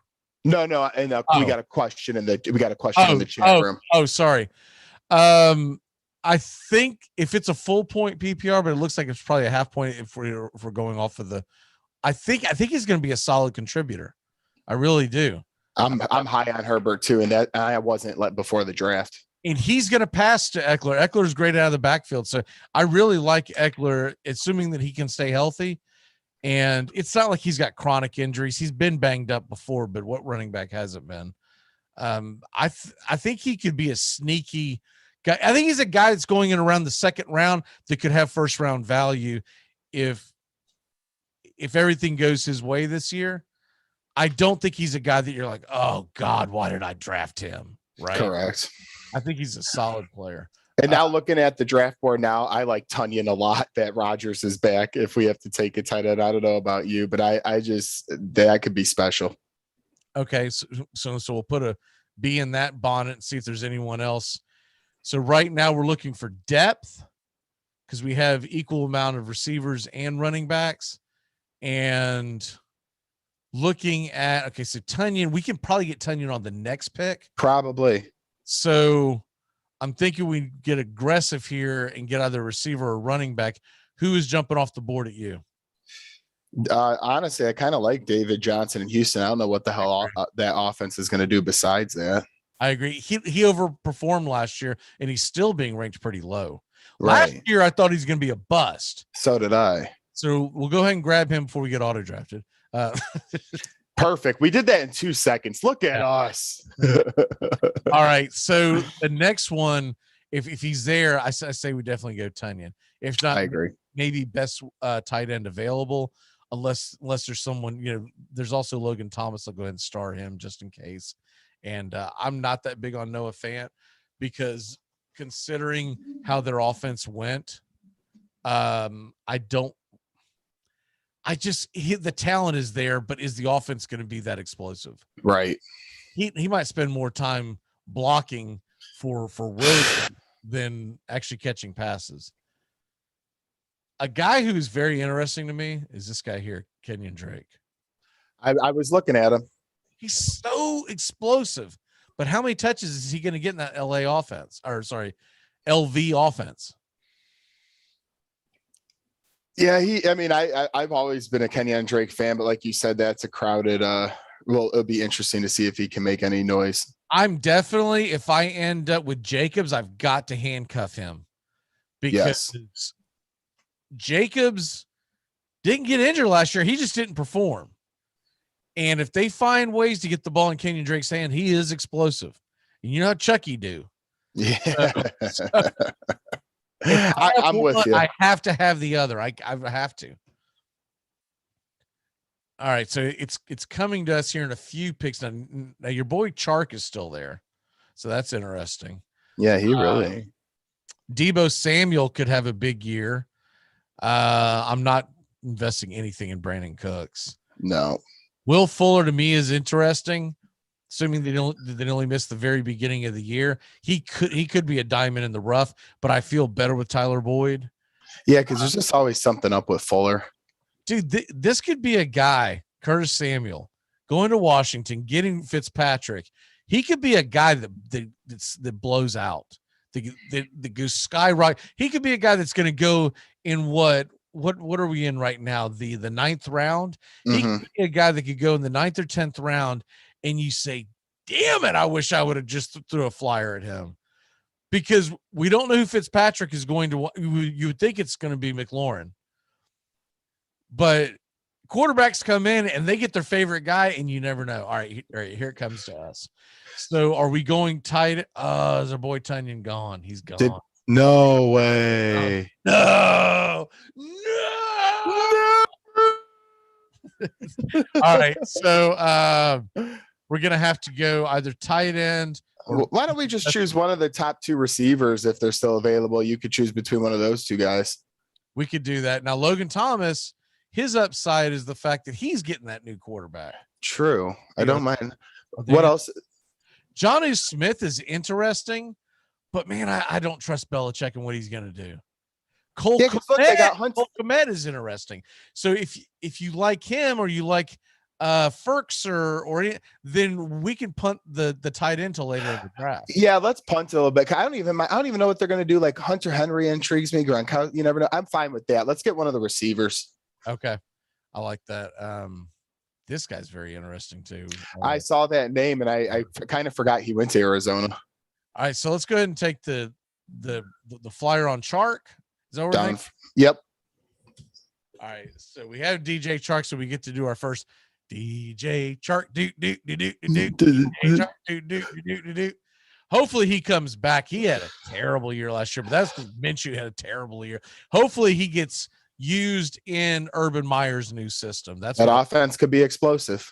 I want to see some excitement in Jacksonville. I want to see some high scoring. I don't really care if we win much this year. I just want to see games that are intriguing. That first game of the year, though, with all that being said, they're playing the Texans. Man, we got to win that one. The Jaguars might put up 40 points that game. I think the Texans are the worst team in football.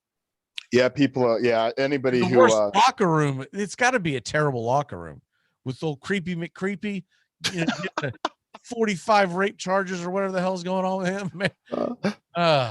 And that story still stays. It's like, what? I mean, come on now. They got to make a decision on that. What is he going to get suspended 8 games or something? I mean, it seems like they're taking care of that stuff off the field. I will say this: when it comes back around to us, we might need to get some running back depth, because if Darrell Henderson does Darrell Henderson type things and disappears for quite a bit, David Johnson's a big risk. What's the running back room looking like for us in the free agency? I mean, in the draft. Sorry. So the running back room is you got a lot. Hey, our boy. You got Drake. I'd like to find a guy that had more of a starting role, but I just don't think you're going to get that. One thing you could do. What do you think about? You can handcuff. You can handcuff Johnson because this is going to be his backup, Lindsey. I don't think you have to do that this round if you want to do that. You don't like my boy Naheem Hines, huh? Oh wait, he's there. He's there. But the problem is, if we would have gotten Jonathan Taylor, correct. I hear you. This is more of a situation where you're trying to handcuff, and Hunt's already gone, so we can't handcuff Chubb. No. I'm fine with Drake or Lindsey next, and then we go tight end. Okay. So you could choose out of those two guys, and then we can jump to the tight end room. Just because of who we have, I would say we'll go Lindsey, so we don't need to use that right now. So let's go over, see the tight end. Those are the best ranked tight ends. They're falling off. Not falling for this guy. I'm not falling for this guy. It's interesting, but man, there's so many question marks about that offense. Ferkser or Cole Kmet, I think, are the best options. All right, then let's go Chicago guy. Let's get Cole Kmet. I agree, because I think his ceiling is much higher. I think Ferkser is the safe choice, but man, you could have some big time games with Cole Kmet and Justin Fields. That could be a lot of fun.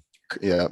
All right, so we'll go ahead and grab Kmet. We probably could have went somewhere else, but we're trying to not have a panic attack here towards the we have a tight end, we have a defense. The hell we're going to do? The defenses have been kind of gutted. There's some decent ones there, but I don't think we have to waste our next pick on that. Just curiosity, there's nothing great at quarterback. So realistically, we'll go to running back next, and we'll see who the best. Hopefully Lindsey's there. If he's not, then we can circle back. Drake is interesting. If we had Jacobs, I would be all about some Drake. Love Drake. Gotta love the Drake. I'm fine with that. Lindsey, I mean, dude, what about this? Oh, someone just took him just as I was saying it. Marlon Mack. I was about to ask you, it's like, man, everyone acts like this guy retired, but he didn't. He had 1,400 yards in 2019. I know, and I don't think Jonathan Taylor is just going to assume. One thing that we know about the offense that's come over from Philly into Indy for the last few years, he likes to have a backfield by committee.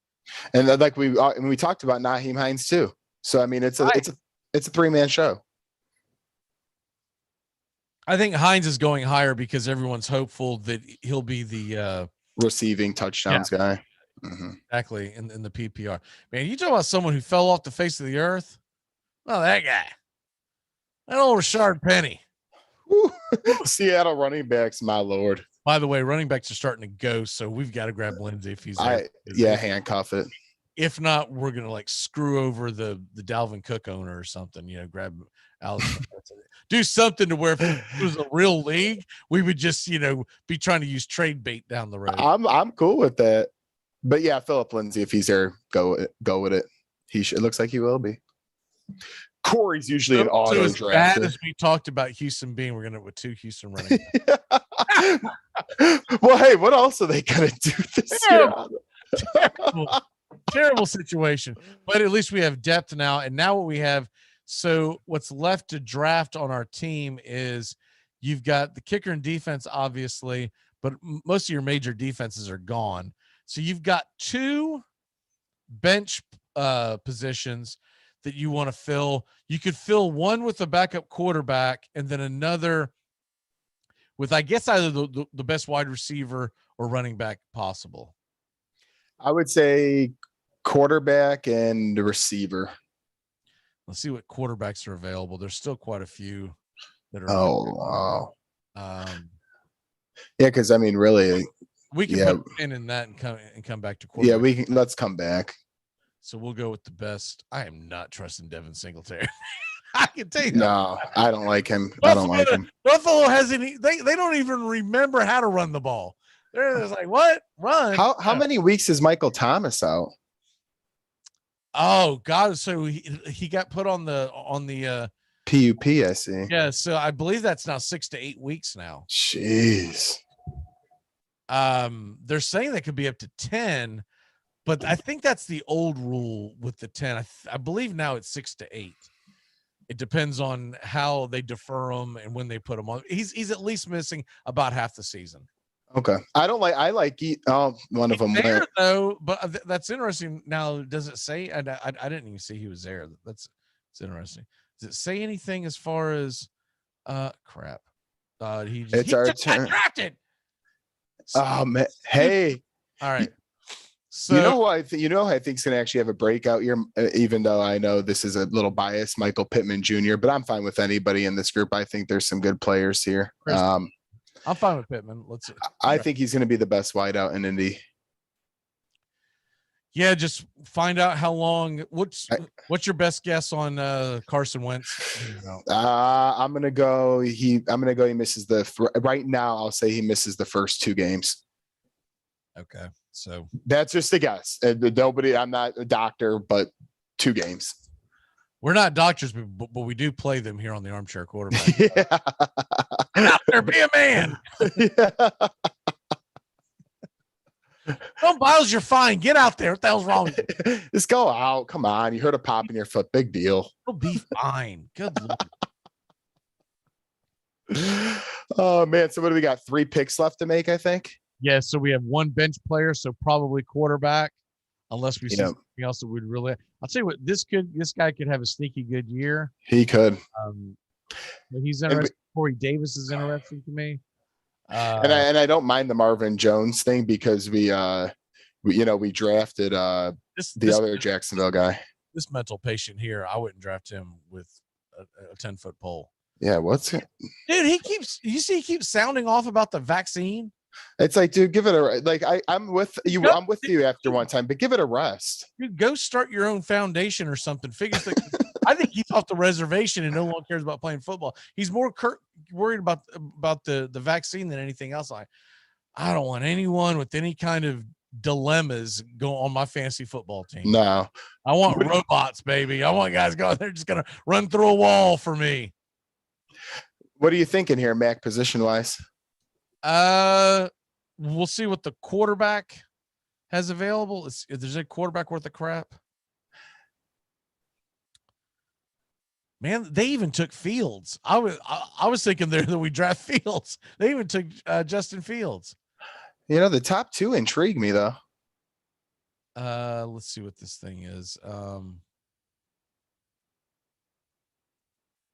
There's no update. Yeah, probably until he gets back from where he has to travel to a doctor. I know. What about this guy? Rock and roll, baby. Let's go. The young little. Hey, our turn's next. GTS. He's a singer. It's either him or Trevor Lawrence, or it's other. I like Trevor Lawrence. All right, let's do him, because I'm not going to draft some broken down ass quarterback that's probably not going to like Ben Roethlisberger. Or, I agree. I want to get a guy that at least. Hey, the one thing you know about Trevor Lawrence and Zach Wilson, for that matter, they're going to be playing from behind quite a bit. You don't normally run the ball up the middle when you're playing from behind, so chuck and duck. I'm fine with that. Yep. Defenses will be the next thing up, and so this is interesting. So these are the best defenses available. Still some decent ones. Of all these defenses, who you feeling? I'll let you just.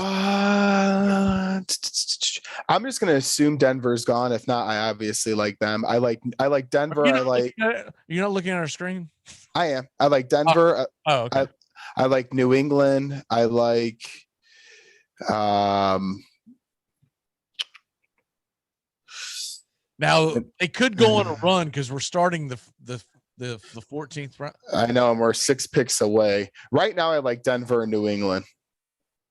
Or Miami. Those are my 3. Okay.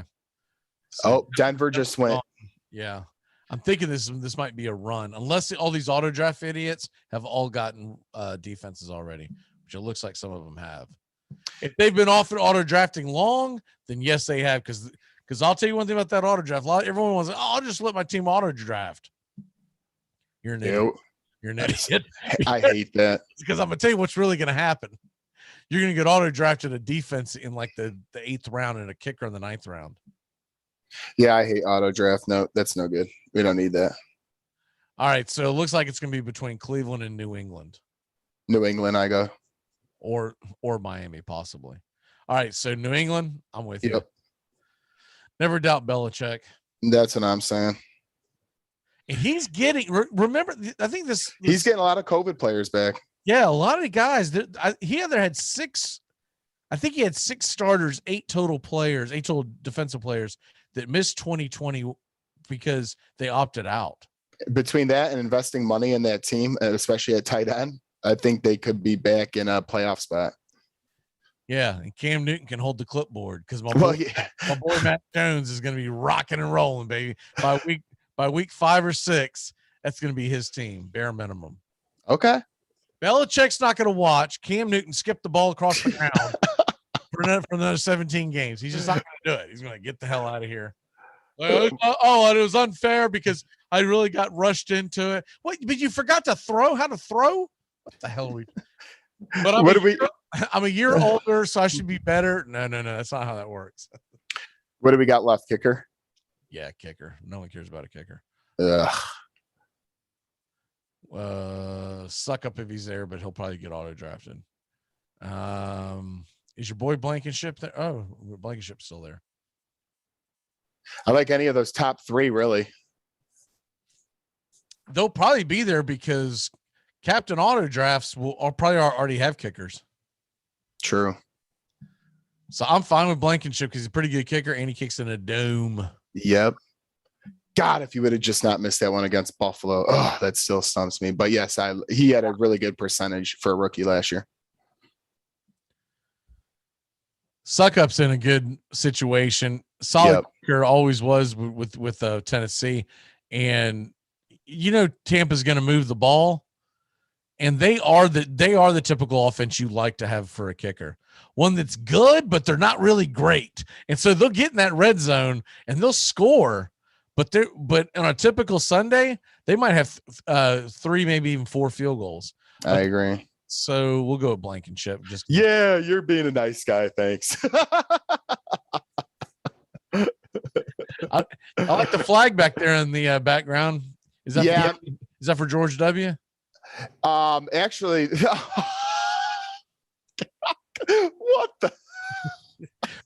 What is the picture behind you?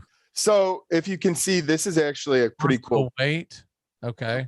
For a Cubs World Series, it's actually a pretty cool. Oh, cool. Okay. My aunt made it for me, so I'm trying to set up my room, as you can see a little bit with some stuff here.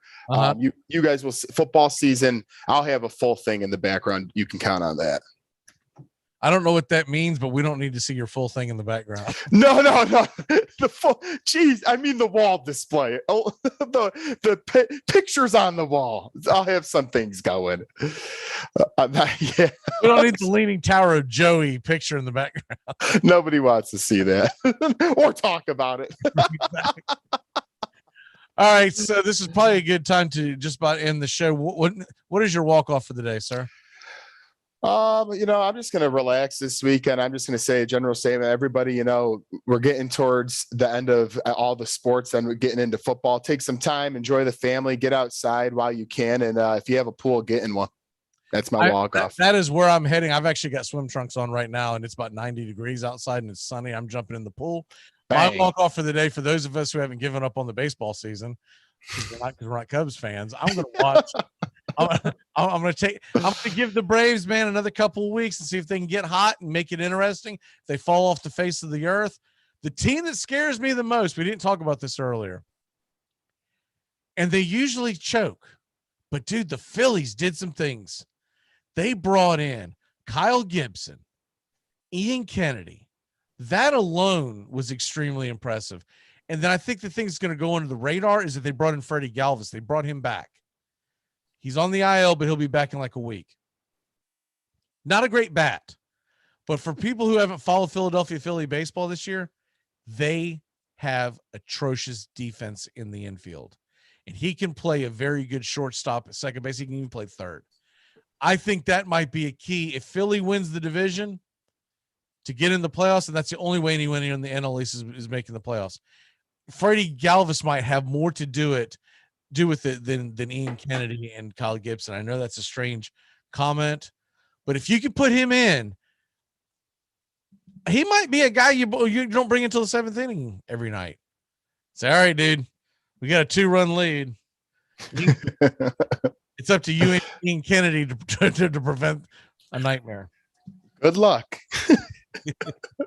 All right. Well, we're going to go ahead and get out of here. We'll see you next week, 10 a.m. Eastern to noon Eastern. The Handicappers all August long on Saturdays. Come football season, same time we're switching to Sundays. We'll see you. Adios, Mac. Great job.